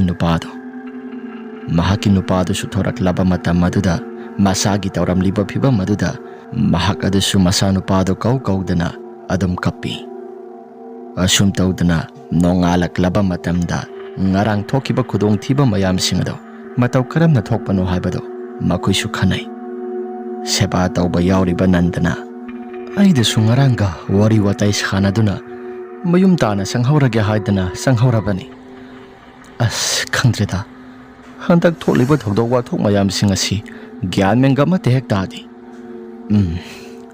laikai se karigumba ma itaw tawraga khuntak lan sigadoribra karigumba amadi tawdori asum tawdana mayam singado wari watai sanarai makhusu singnaba amata laite hana mamang thakki matamdagi hauraga jugese khullaika gi miyam sina inthokhrabani madogi matungda lai sanaba selo singkhrai haidana makhoi mayam asi su tuminna ꯀꯔꯤꯒꯨꯝꯕ ꯑꯃꯠꯇ ꯆꯤꯡꯅꯕ ꯇꯧꯗ ꯖꯨꯒꯦꯗ ꯑꯃꯠꯇ ꯐꯥꯎꯔꯝꯗꯦ꯫ ꯅꯟꯗꯁꯨ ꯃꯌꯥꯝ ꯁꯦꯕꯥ ꯇꯧꯕꯁꯤ ꯂꯣꯏꯁꯤꯜꯂꯕꯅꯤꯅ ꯌꯨꯝꯗ ꯆꯪꯅꯕ ꯇꯧꯔꯁꯤ꯫ ꯑꯌꯨꯛꯀꯤ ꯃꯇꯝ ꯑꯣꯏꯖꯔꯕꯁꯨ ꯀꯩꯒꯤꯅꯣ ꯈꯪꯗꯦ ꯏꯁꯥꯁꯤ ꯏꯅꯨꯡ ꯅꯨꯡꯉꯥꯏꯇꯦ꯫ ꯏꯃꯥꯟꯅꯕ ꯇꯣꯝꯆꯥꯅ ꯂꯩꯇꯕꯁꯤꯁꯨ ꯌꯥꯝꯅ ꯅꯨꯡꯉꯥꯏꯇꯦ꯫ ꯃꯍꯥꯛꯀꯤ ꯃꯤꯍꯥꯠ ꯑꯁꯤ ꯀꯅꯥꯅ ꯍꯥꯠꯂꯤꯕꯅꯣ? ꯑꯁꯨꯛ ꯇꯝꯊꯤꯕ ꯃꯤꯍꯥꯠ ꯑꯁꯤꯗꯤ ꯈꯨꯜ ꯂꯩꯀꯥꯏꯁꯤꯗ ꯃꯃꯥꯡ ꯊꯛꯇꯁꯨ ꯑꯃꯠꯇ ꯊꯣꯛꯈꯤꯗ꯭ꯔꯤ꯫ ꯑꯗꯨꯅ ꯋꯥꯈꯜ ꯑꯁꯤ ꯏꯅꯨꯡ ꯅꯨꯡꯉꯥꯏꯇꯦ꯫ ꯁꯦꯕꯥ ꯇꯧꯕꯁꯤ ꯈꯔ ꯊꯨꯅ ꯂꯣꯏꯁꯤꯜꯂꯒ ꯌꯨꯝꯗ ꯑꯗꯨꯝ ꯆꯪꯅꯔꯁꯤ꯫ ꯑꯁꯨꯝ ꯇꯧꯗꯅ ꯇꯣꯝꯆꯥꯒꯤ ꯃꯊꯧ ꯃꯉꯝ ꯄꯨꯝꯅꯃꯛꯁꯤꯡ ꯑꯗꯨ ꯄꯥꯡꯊꯣꯛꯄ ꯂꯣꯏꯁꯤꯜꯂꯤ꯫ ꯅꯨꯃꯤꯠꯇꯨꯃꯗꯤ ꯃꯈꯣꯏꯁꯤ ꯃꯌꯨꯝꯗ ꯂꯣꯏꯅ ꯂꯩꯅꯔꯦ꯫ ꯑꯍꯤꯡ ꯈꯨꯗꯤꯡꯒꯤ ꯃꯤꯀꯞ ꯃꯤꯔꯥꯎꯈꯣꯜꯅ ꯍꯦꯛꯇ ꯂꯩꯀꯥꯏꯒꯤ ꯃꯪꯐꯝ ꯇꯥꯅ ꯀꯅꯥꯒꯨꯝꯕ ꯃꯤꯑꯣꯏ ꯈꯔꯅ ꯂꯥꯎ ꯈꯣꯡꯗꯨꯅ ꯁꯥꯟꯅꯕꯒꯤ ꯃꯈꯣꯜ ꯑꯁꯤ ꯂꯦꯞꯄ ꯂꯩꯇꯅ ꯇꯥꯈꯠꯂꯛꯏ꯫ ꯃꯗꯨꯒꯤꯁꯨ ꯃꯊꯛꯇ ꯂꯩꯀꯥꯏ ꯑꯁꯤ ꯃꯤꯁꯤ ꯃꯤꯅꯥ ꯊꯣꯛꯀꯗꯧꯔꯤ ꯍꯥꯏꯕꯗꯨ ꯇꯥꯛꯂꯤꯕ꯭ꯔꯥ ꯈꯪꯗꯦ꯫ ꯈꯨꯜ ꯂꯩꯀꯥꯏꯁꯤ ꯀꯔꯤꯒꯨꯝꯕ ꯑꯃ ꯏꯇꯧ ꯇꯧꯔꯒ ꯆꯠꯊꯣꯛ ꯈꯣꯠꯇꯣꯛꯄ ꯃꯇꯝꯗ ꯃꯤꯁꯤꯡ ꯑꯁꯤ ꯏꯀꯤꯗ ꯀꯤꯕ, ꯑꯗꯨꯒ ꯂꯪꯖꯥ ꯀ꯭ꯋꯥꯛꯅ ꯃꯊꯛ ꯑꯁꯤꯗ ꯀꯣꯏꯄꯥꯏ ꯄꯥꯏꯔꯒ ꯂꯥꯛꯅ ꯃꯤꯑꯣꯏꯕꯒꯤ ꯁꯥꯗꯣꯡ ꯑꯁꯤ ꯆꯥꯒꯅꯤ ꯍꯥꯏꯗꯅ ꯄꯪꯈꯣꯡꯗ ꯈꯣꯡꯕ ꯃꯌꯥꯝ ꯑꯃ ꯀ꯭ꯋꯥꯛ ꯃꯌꯥꯝꯁꯤꯡ ꯑꯗꯨꯅꯁꯨ ꯇꯧꯔꯤ꯫ ꯂꯪꯖꯥꯁꯨ ꯑꯗꯨꯃꯛ ꯌꯥꯎꯔꯤ꯫ ꯂꯩꯀꯥꯏꯁꯤ ꯀꯔꯤꯒꯨꯝꯕ ꯑꯃ ꯏꯇꯧ ꯇꯧꯔꯅꯤ ꯍꯥꯏꯕꯁꯤ ꯃꯌꯥꯝꯁꯤꯡ ꯑꯁꯤꯅ ꯍꯥꯏꯐꯦꯠ ꯈꯟꯕ ꯍꯧꯔꯛꯂꯤ꯫ ꯅꯤꯡꯊꯦꯝꯅ ꯊꯥꯖ, ꯅꯅꯥꯎ ꯅꯨꯄꯥꯗꯤ ꯍꯜꯂꯛꯈ꯭ꯔꯕ꯭ꯔꯥ? ꯍꯜꯂꯛꯇ꯭ꯔꯤꯌꯦ꯫ ꯇꯣꯝꯆꯥꯒꯤ ꯁꯦꯕꯥ ꯇꯧꯕ ꯆꯠꯀꯅꯤ ꯍꯥꯏꯗꯅ ꯆꯠꯈꯤꯕꯅꯤ꯫ ꯍꯜꯂꯛꯇ꯭ꯔꯤ꯫ ꯃꯍꯥꯛꯁꯨ ꯃꯃꯥꯟꯅꯕ ꯂꯩꯇꯕꯗꯨꯗ ꯃꯁꯥꯁꯤ ꯏꯅꯨꯡ ꯅꯨꯡꯉꯥꯏꯔꯝꯃꯔꯣꯏ꯫ ꯑꯩꯈꯣꯏ ꯐꯥꯎꯕꯗ ꯅꯨꯡꯉꯥꯏꯇꯦ꯫ ꯁꯤꯔꯤꯕ ꯈꯨꯁꯤ ꯑꯁꯤ ꯀꯅꯥꯅ ꯍꯥꯠꯂꯤꯕꯅꯣ? ꯃꯃꯥꯡ ꯊꯛꯇ ꯇꯣꯝꯆꯥꯒ ꯅꯨꯡꯉꯥꯏꯅꯗꯕ ꯃꯤ ꯀꯅꯥ ꯂꯩꯈꯤꯕꯖꯥꯠꯅꯣ? ꯃꯗꯨꯁꯨ ꯈꯨꯜ ꯂꯩꯀꯥꯏꯁꯤꯗ ꯀꯅꯥꯒꯨꯝꯕ ꯑꯃꯠꯇ ꯂꯩꯔꯝꯒꯅꯤ ꯍꯥꯏꯕ ꯑꯩꯗꯤ ꯊꯥꯖꯗꯦ꯫ ꯇꯣꯝꯆꯥ ꯍꯥꯏꯔꯤꯕ ꯑꯉꯥꯡ ꯑꯁꯤ ꯃꯃꯥꯡ ꯊꯛꯀꯤ ꯃꯇꯝꯗꯒꯤ ꯍꯧꯔꯒ ꯀꯌా ꯊꯣꯏꯅ ꯑꯀꯥꯏꯕ ꯑꯃꯠꯇ ꯇꯧꯖꯔꯛꯇ꯭ꯔꯕ ꯕꯦꯚꯥꯔꯅ ꯄꯨꯡꯌꯣꯝ ꯌꯣꯝꯂꯕ ꯑꯉꯥꯡꯅꯤ꯫ ꯍꯟꯗꯛ ꯃꯔꯛ ꯉꯔꯥꯡ ꯃꯍꯥꯛꯅ ꯈꯪꯍꯧꯗꯅ ꯂꯩꯈꯤꯗꯕꯁꯤ ꯑꯩꯁꯨ ꯃꯌꯥꯝꯕ ꯑꯃ ꯑꯣꯏꯅ ꯏꯁꯥꯗ ꯅꯨꯡꯉꯥꯏꯇꯕ ꯐꯥꯎꯏ꯫ ꯃꯃꯥꯟꯅꯕ ꯑꯣꯏꯅ ꯇꯤꯟꯅꯔꯛꯄ ꯅꯅꯥꯎ ꯅꯨꯄꯥ ꯅꯟꯗꯗꯤ ꯃꯁꯥꯗꯣ ꯑꯃꯠꯇ ꯅꯨꯡꯉꯥꯏꯔꯝꯃꯔꯣꯏ꯫ ꯍꯥꯏꯅꯔꯤꯉꯩꯗ ꯂꯥꯛꯏꯗꯨ ꯅꯟꯗꯗꯣ ꯃꯁꯥꯗꯣ ꯏꯃꯪ ꯃꯪꯂꯒ ꯂꯥꯛꯏ꯫ ꯅꯤꯡꯊꯦꯝꯅ ꯉꯥꯏꯈꯣ ꯃꯩꯒ ꯑꯣꯛꯈꯤꯁꯤ꯫ ꯅꯁꯥ ꯅꯔꯨꯁꯤꯡ ꯑꯗꯣ ꯑꯗꯨꯗ ꯒ꯭ꯌꯥꯟ ꯇꯥꯅ ꯆꯥꯝꯊꯣꯛꯎ꯫ ꯅꯇꯩꯃꯅ ꯀꯩꯅꯣ ꯈꯔ ꯄꯨꯊꯣꯛꯇꯨꯅ ꯊꯣꯛꯂꯛꯑꯅꯤ꯫ ꯍꯣꯏ ꯇꯥꯆꯧ꯫ ꯊꯥꯖꯁꯨ ꯃꯩ ꯄꯨꯊꯣꯛꯇꯨꯅ ꯊꯣꯛꯂꯛꯏ, ꯑꯗꯨꯒ ꯃꯩ ꯑꯣꯛꯊꯣꯛꯄꯤꯔꯦ꯫ ꯅꯤꯡꯊꯦꯝꯅ ꯅꯪꯅ ꯈꯜꯂꯤꯕ ꯑꯋꯥꯕꯗꯣ ꯑꯩꯁꯨ ꯅꯨꯡꯉꯥꯏꯇꯦ꯫ ꯐꯔꯦ, ꯆꯠꯈ꯭ꯔꯕꯗꯤ ꯆꯠꯈ꯭ꯔꯦꯗꯅ ꯀꯩꯗꯧꯔꯨꯅꯤ? ꯃꯥꯒꯤ ꯂꯥꯏꯕꯛꯇ ꯇꯝꯂꯛꯄ ꯄꯨꯝꯅꯃꯛꯁꯤꯡ ꯑꯗꯣ ꯈꯦꯠꯇꯣꯛꯇꯨꯅ ꯆꯠꯄ ꯌꯥꯗꯕꯅ ꯃꯥꯒꯤ ꯃꯔꯥꯏꯕꯛꯇꯁꯨ ꯑꯁꯨꯝꯅ ꯊꯣꯛꯑꯣ ꯍꯥꯏꯗꯅ ꯇꯝꯈꯤꯕꯅꯤ꯫ ꯐꯔꯦꯁꯤ, ꯅꯪꯁꯨ ꯅꯁꯥ ꯅꯔꯨꯁꯤꯡ ꯑꯗꯣ ꯆꯥꯝꯊꯣꯛꯄ ꯂꯣꯏꯁꯤꯜꯂꯒ ꯒ꯭ꯌꯥꯟ ꯇꯥꯅ ꯏꯃꯨꯡꯗ ꯆꯪꯂꯛꯎ꯫ ꯋꯥ ꯈꯔ ꯈꯟꯅꯁꯤ꯫ ꯍꯣꯏ ꯇꯥꯆꯧ꯫ ꯅꯟꯗꯁꯨ ꯏꯔꯨ ꯃꯥꯏꯊꯜꯂꯨꯖꯕꯗꯣ ꯂꯣꯏꯁꯤꯜꯂꯤ, ꯑꯗꯨꯒ ꯏꯃꯨꯡꯗ ꯆꯪꯂꯛꯏ꯫ ꯅꯟꯗꯅ ꯇꯞꯅ ꯐꯝꯊꯔꯛꯇꯨꯅ ꯇꯥꯆꯧ, ꯀꯔꯤ ꯋꯥꯔꯤ ꯁꯥꯟꯅꯁꯦ ꯍꯥꯏꯕꯅꯣ? ꯏꯆꯝ ꯆꯝꯕ ꯋꯥꯔꯤꯗꯤ ꯅꯠꯇꯦ꯫ ꯍꯟꯗꯛ ꯈꯨꯜ ꯂꯩꯀꯥꯏꯁꯤꯗ ꯊꯣꯛꯂꯤꯕ ꯃꯌꯥꯝꯁꯤꯡ ꯑꯁꯤ ꯅꯪꯒꯤ ꯆꯤꯡꯅꯕ ꯈꯔ ꯂꯩꯕ꯭ꯔꯥ?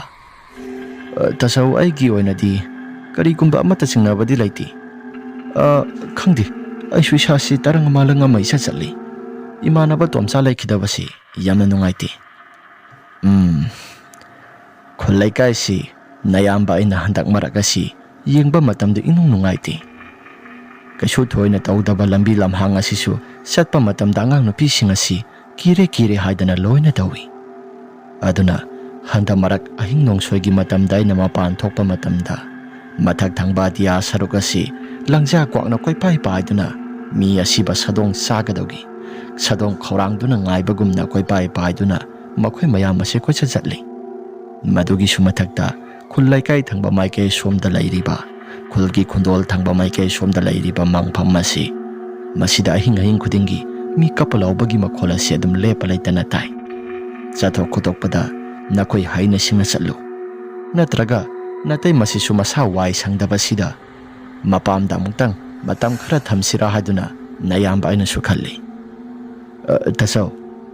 ꯇꯥꯆꯧꯅ ꯆꯤꯡꯅꯕ ꯂꯩꯔꯒꯗꯤ ꯏꯇꯩꯃꯒꯤ ꯁꯥꯐꯅꯕꯒꯤꯗꯃꯛꯇ ꯏꯇꯩꯃꯁꯨ ꯃꯄꯥꯝꯗ ꯊꯝꯈꯤꯕꯅ ꯑꯩꯁꯨ ꯐꯕ꯭ꯔꯥ ꯈꯜꯂꯤ꯫ ꯇꯥꯆꯧꯅ ꯍꯥꯏꯔꯛꯂꯤꯕ ꯋꯥꯐꯝ ꯑꯁꯤꯅꯗꯤ ꯃꯗꯨꯅꯁꯨ ꯐꯒꯗ꯭ꯔꯥ ꯍꯥꯏꯗꯨꯅ ꯈꯜꯂꯤ꯫ ꯑꯩꯁꯨ ꯑꯗꯨꯝꯅ ꯈꯜꯂꯤ꯫ ꯑꯗꯨꯗ kaya thoidokpa amata tawdragadi sida sum thamlabasu kaisu akaiba leiba nate adubu handak khul laikai si karigumba amadi sungsoi soidana thoklani haibasi aidi chaurakpa khara khangi tasau na haigumdana itei masi mapamda oina thamkhrasi maduna pharanida phare adudi natai masu mapamda oina thamkhrasi haidana numitugi nungthil waigi matamni thaja su mapamda thinkhre asum tawdana noma kangdana misi minasi mafam marang khangdana pungthokta thokpa horakle khul thangnabada lairiba maiba kaifa thangnaba khul asida tholiba mayam singasi mahaksu haife chaurakpa ama yengi kaifa mamang thakki matamdagi hauraga afaba tawduna lakpa maibani kaifa na yenglapa matamda mahak masana khangle khul laikai sida misi mina thoktuna awana tariba mayam singasi marup juge nang siwon thokna phatkidreda khul laikai si mara laijadraba mayam pumnamak singasi nang na mara moiduna mi singasi misi mina thonba mara laijadraba praja singda nang na otpa naiba tawriba singasi aina tanza muktang phanglabadi kange haiduna isada khanba hokre karamno khulgi laikai gi miyoi singai ngonda muktang ditana balaklabadi ai siwon thona phakranida ain heksaluba haibadusu nungaiti hoja amatada pulapuna taminarakpa satra oibanina imanabanina sisu tap laun hekta paisiluba aina khut thinjiluba haibasisu madumaksu nungaiti adubu mahakna oja maiba tamakpa matamda phattaba kaidonungda tawroi afaba ngakta tawgani haidana mahaksu wasakhibani ngasidi wasak pumnamak singada loina pungthu thukaiduna phattaba lambiromda mahakna sizinaraklaba aidi ngasi phawbada oja guru na talakpa mayam singada adum niyom sumna ikai kaidana adum sizinaduna mayam gi seba tawduna lagi nangdi phattaba lambida sizinaduna nasagi ojaba khakta thiduna nangdi praja mayam singbu otlaba aibu amuktang di mayam singasi mateng pangduna kaningida asum tawdana kaifa piklingai matamdagi hauna oja maiba tamlibani haidana juge mabani pulap puna taminarakpani jugena mahaksu afaba thabak ngakta tawgani haidana oja guru gi mamangda wasai kaifa sodu mangai adubu mahai masinga sew saurak sanglak matam mapung phan hairak kanda juge sumhaki tongan ba amada phattaba lambi romda mahakna tamuriba mahai singasi sizinaba horai amaromdana kaifadi afaba thabak ngakta oina tawduna laikagi prajagi seba mapung phana tawduna afaba thabak tawbada oja maiba kaifa haidana maming khangsa chatli asomdana yangdaw khul hairiba khul asidana jugena khul laikai si otpada singna sabai badoi silakle nongma kangde amagi seba mapung phana loisili amagi seba su tawsilakle mathong maram khanglaktri khul singase kai dana loin hekta koisen sen ba haibadoi rakle khul asigi nupa makhaidi adum lehawi khul asigi angang nupi singadudi mapamda khara sanaki magi mari matada khara sanaki adum loina thadok tuna sanakhirami nong manumit ama ningthem amadi nanda mabani khakta ngaihori ningthem su yumda sak thongna lei numidang wairanggi matam maduda nandana tasau aisu imanaba singamutang di wari watai khara sanarugi hai numidanggi wairam matam yoksilaklabani kadai tana sakadoribano tholiba thodo wathong mayam singasiga tasau kaiso thoina kuiroida sigi khulaikai gi lampak ama laibado madudoina pula ka wari watai khara sanarugi imanaba singasi pundaba kuire haidana wari watai khara sanase haidana hairakpani ingkhalakpa matamni pakhang masa pharakpa matamni salo gyan tana khara thuna hanjalao yamna pungtheng na halakpa yaroi nanda so hoi haidana do maksakri ningthiamna nandan heksa khiba kana duda sayang pambo masi songi haidana masa matanta khanjai sayang pambo masi on thona songkhreda kari karamba khudong thiba thokadaba laibana aingonda tawribano haidana nanda su adum ningaidana sakhibado ningthiamsu yengduna lehawi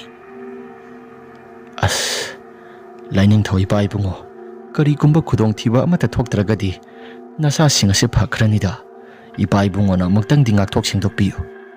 Asi hairaga ningthiamsu numidang wairam matam yoksilakpaduda sa insang thonaba tawrakli. Asomda Nanda mamanaba khara sing aduga wari watai sanaduna makhuisu nokhedana tawri. Numit ado mamanaba makhoi khara pundaba kuiraba sing ado punthokdana pulakpa matam aduda yamna harauba haibado irami. Laikai masel oijarabasu yumdagi mapal thokpa yade haidana makhoi mayam sing adusu tawkibaduda karigumba amata masa sing ado amata punkidrabani. Adubu ngasi ngarang ngasi nong nungsiki phibam ase khara makhaisu phai haidana makhoi mari mangado wari watai sanaduna pulle. Numit asisu khara makhaidi tasilaktona mamsilaklabaduda bhai ngasi di nong ngasi subudi sude haibabu numit ase tasilakli yumda hanaba tawrasira. Mamana batai singaduna Nanda punthokdana su punbanina ngihaktangdi phamlaga wari watai sanakisi nangbu yamna thenglabo.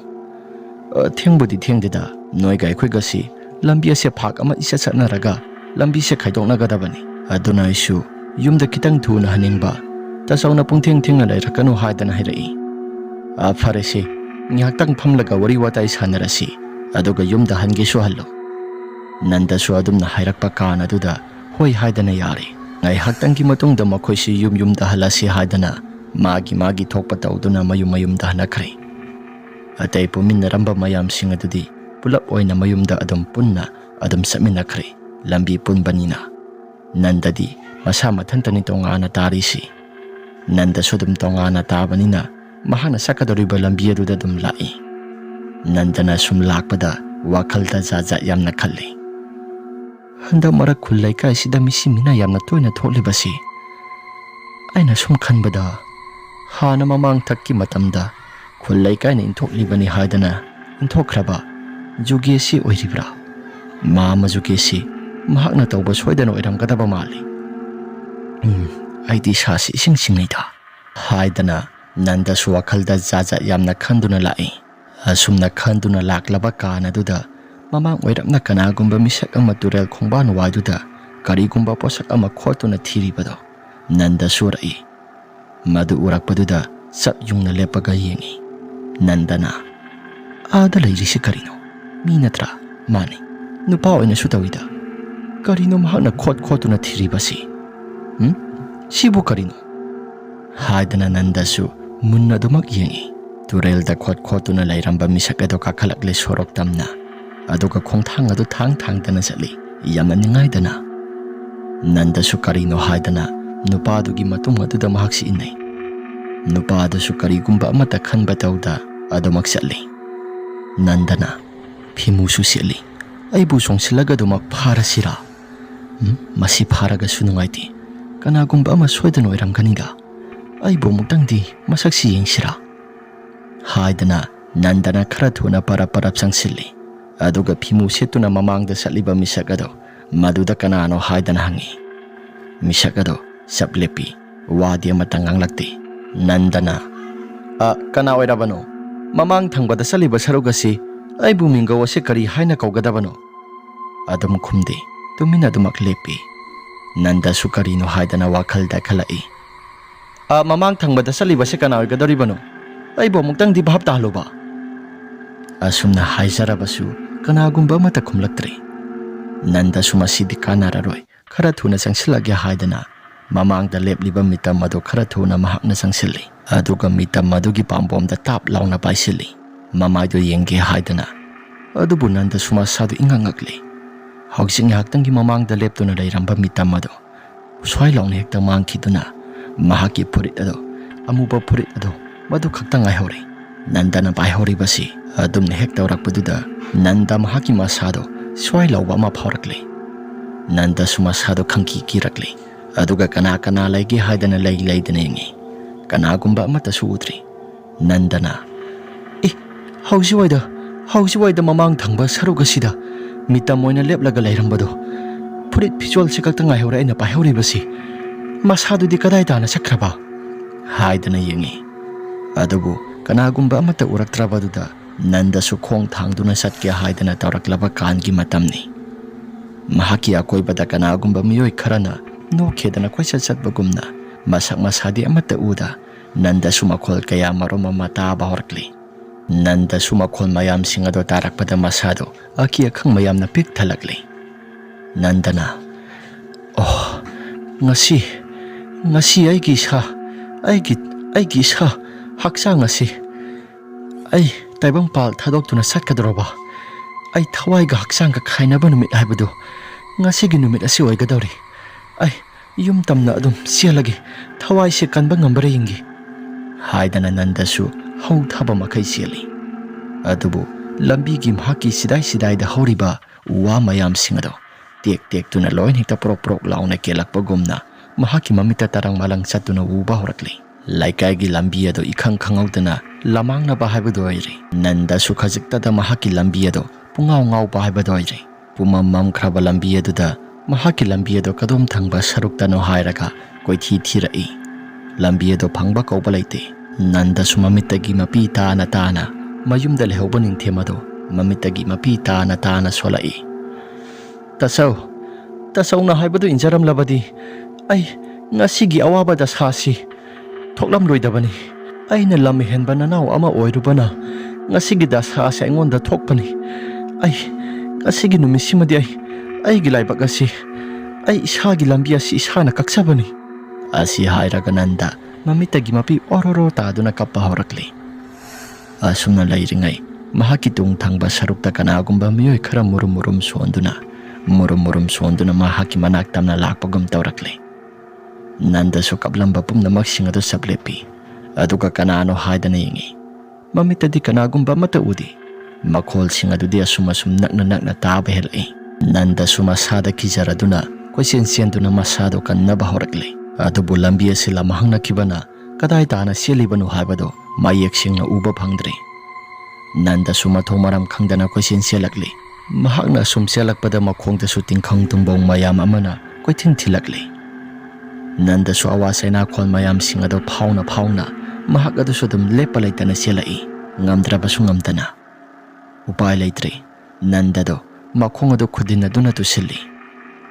Mamang thangba saruk aduda kanagumba ama lakpagumna sanel khara phangi. Nandana, kanabu oiri kaba ai bukan ba laklibra. Ai bukan ba lakpo oirabadi ai giming kaurakpa yaina. Haiduna Nandasu masado nongkhatuna yingi. Mahakna nongkhatuna yengbada uri. Mamang thangba saruk aduda maiba jugedo makuta thang suri ama paiduna lepaga laibado. Nandana, oh, mama juge nang oire. Nahan makai tauriba lilapum namak singasi ay nasu singnadana. Mamang thaki matamdagi hauna ay nalakpani.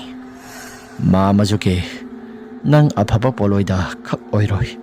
Nang natauruba phataba mayampum namak singasi noma natraga nongmadi sungsoy-soydana nangsu laigi sairak phangba haibado oigadawrabani. Thenglabasu thengna laina piba dandidi thenglabasu thengna sungsoy-soydana phangba haibadumadi nangsu noma natraga nongmadi soidrabani. Asumna lairingaida jugena noktuna hairai. Hai soinau laikai si aina khangkhong sa hengi haidana tawbani. Matam amagi mamangda noina aida kai tawki. Madugi lamanado matik charaba matamda aina singgi haidana ngairakpani. Haujikti matang chap sari. Aduna khulla sigi mathang aina tawriba mayam singasi masi khangnabagidamakta tawriba hotnariba mayam pumnamak singado aina amamam toina loina hekta hatpani. Nang sumafam asida nangi thawai ado aina satlani. Upai karigumba amata laiti Nanda. Nang aibu warawgano aisi punsi sangna hingba pami. Laina tharakpa sahida aisi sahi humpuda siyo haidana tamlakpani. Adubu haujikti ai laina tharakpa sahido madudagi henthana aisi hingba haibado oire. Nakhoi mayamdagi satliba thawai mayam singasina aigi haksangda hapsiladuna sahi ama sangdok tuna aisi hingba haibado oigadoribani. Nakhoi mayamna aigidamakta siba haibado madu sangna sakar kaba oigadoribani.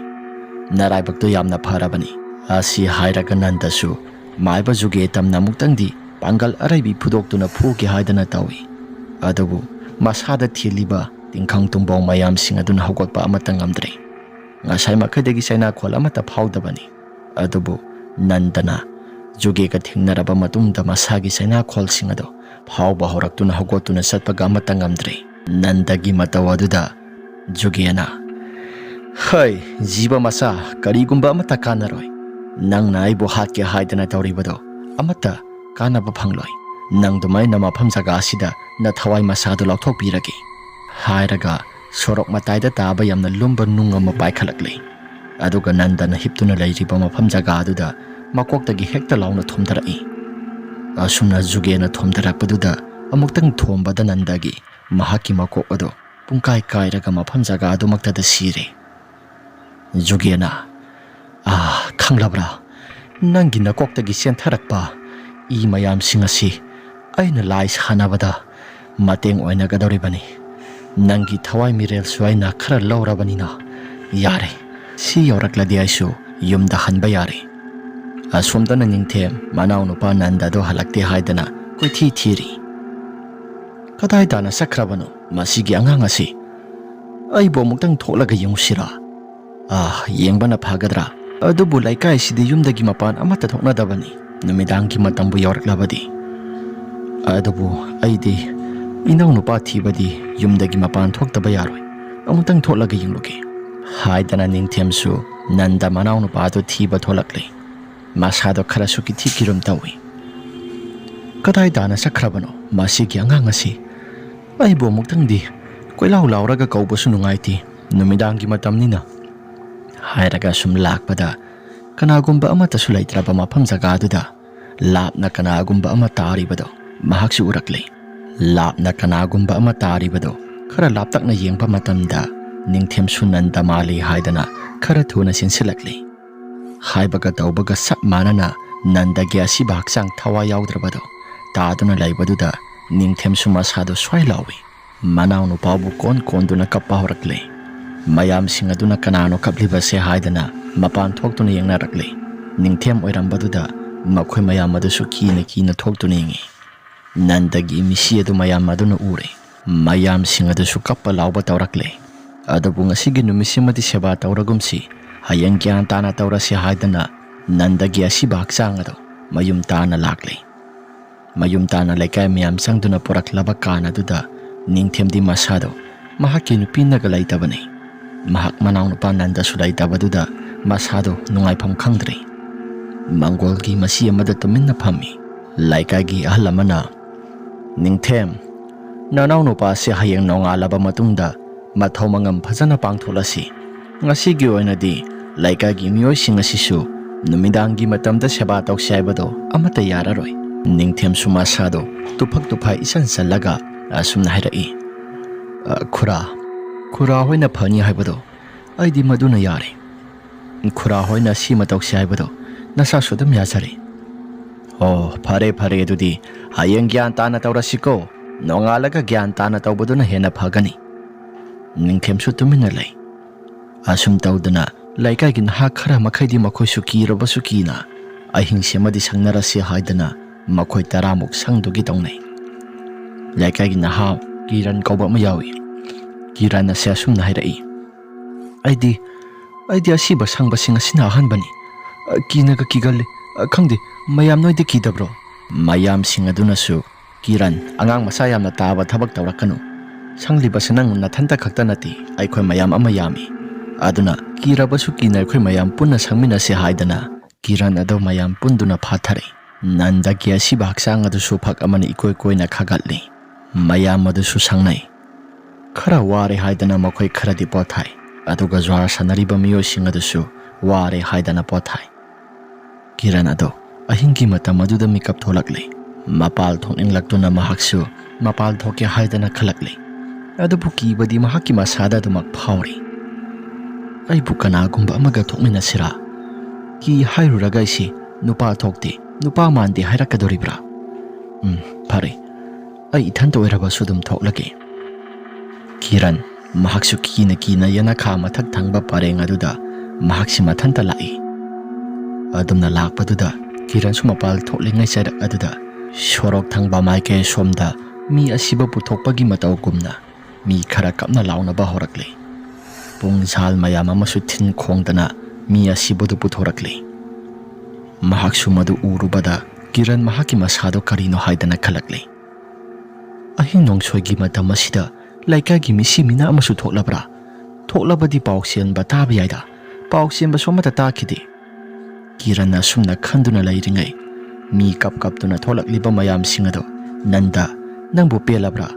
ꯇꯧꯔꯤꯕ ꯃꯑꯣꯡ ꯃꯇꯧꯁꯤꯡ ꯑꯁꯤ ꯀꯔꯤꯅꯣ?" ꯍꯥꯏꯗꯅ ꯃꯆꯤꯜꯗ ꯁꯣꯟꯗꯅ ꯂꯩꯀꯥꯏꯒꯤ ꯃꯤꯑꯣꯏꯁꯤꯡ ꯑꯗꯨꯁꯨ ꯀꯞꯅ ꯂꯥꯎꯅꯕ ꯇꯧꯔꯛꯏ꯫ ꯁꯣꯔꯣꯛ ꯊꯪꯕ ꯃꯥꯏꯀꯩ ꯁꯣꯝꯗ ꯆꯠꯂꯤꯕ ꯑꯗꯨꯅ ꯑꯗꯨꯝꯅ ꯍꯦꯛ ꯇꯧꯔꯛꯄꯗꯨꯗ ꯀꯤꯔꯟ ꯃꯍꯥꯛꯀꯤ ꯃꯁꯥꯗꯣ ꯁꯝꯅ ꯆꯞ ꯍꯦꯛꯇ ꯌꯨꯡꯉꯤ꯫ ꯀꯤꯔꯟ ꯃꯍꯥꯛꯀꯤ ꯍꯥꯟꯅꯗꯒꯤ ꯍꯧꯅ ꯃꯁꯥꯁꯤ ꯈꯔꯁꯨ ꯀꯤꯒꯟꯕꯒ ꯑꯃꯨꯛꯀ ꯍꯦꯟꯅ ꯀꯤꯔꯛꯂꯤ꯫ ꯃꯈꯣꯡ ꯊꯥꯡꯕ ꯊꯣꯛꯈꯤꯗ꯭ꯔꯦ꯫ ꯑꯗꯨꯕꯨ ꯀꯤꯔꯕꯁꯨ ꯀꯤꯅ ꯃꯈꯣꯏ ꯃꯌꯥꯝ ꯇꯨꯝꯅꯔꯤꯕ ꯃꯔꯛ ꯑꯗꯨꯗ ꯆꯪꯗꯕ ꯌꯥꯗ꯭ꯔꯦ ꯍꯥꯏꯗꯅ ꯀꯤꯔꯟꯁꯨ ꯀꯤꯅ ꯂꯥꯛꯏ꯫ ꯉꯥꯏꯍꯥꯛꯇꯪꯒꯤ ꯃꯇꯨꯡꯗ ꯇꯥꯔꯝꯕ ꯃꯌꯥꯝꯁꯤꯡ ꯑꯗꯨꯁꯨ ꯂꯣꯏꯅ ꯍꯦꯛꯇ ꯐꯈꯤꯔꯝꯃꯤ꯫ ꯀꯤꯔꯟꯅ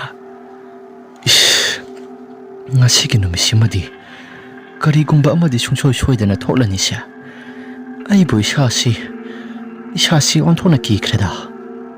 ꯑꯁꯨꯝꯅ ꯈꯟꯗꯨꯅ ꯃꯪꯒꯣꯜ ꯀꯥꯆꯤꯜ ꯊꯪꯕ ꯃꯥꯏꯀꯩ ꯁꯣꯝꯗ ꯆꯪꯒꯦ ꯍꯥꯏꯗꯅ ꯍꯦꯛ ꯇꯧꯕ ꯀꯥꯟ ꯑꯗꯨꯗ ꯀꯣꯟꯊꯣꯡ ꯊꯪꯕ ꯃꯥꯏꯀꯩ ꯁꯣꯝꯗ ꯀꯅꯥꯒꯨꯝꯕ ꯅꯨꯄꯥ ꯑꯃ ꯂꯦꯞꯄꯒ ꯂꯩ꯫ ꯅꯨꯄꯥ ꯑꯁꯤ ꯂꯦꯞꯄ ꯎꯔꯛꯄꯗꯨꯗ ꯀꯤꯔꯟꯁꯨ ꯍꯥꯏꯐꯦꯠ ꯌꯦꯡꯊꯣꯛꯏ꯫ ꯀꯣꯟꯊꯣꯡꯗ ꯂꯦꯞꯄꯤꯕ ꯑꯁꯤꯕꯨ ꯀꯅꯥꯅꯣ?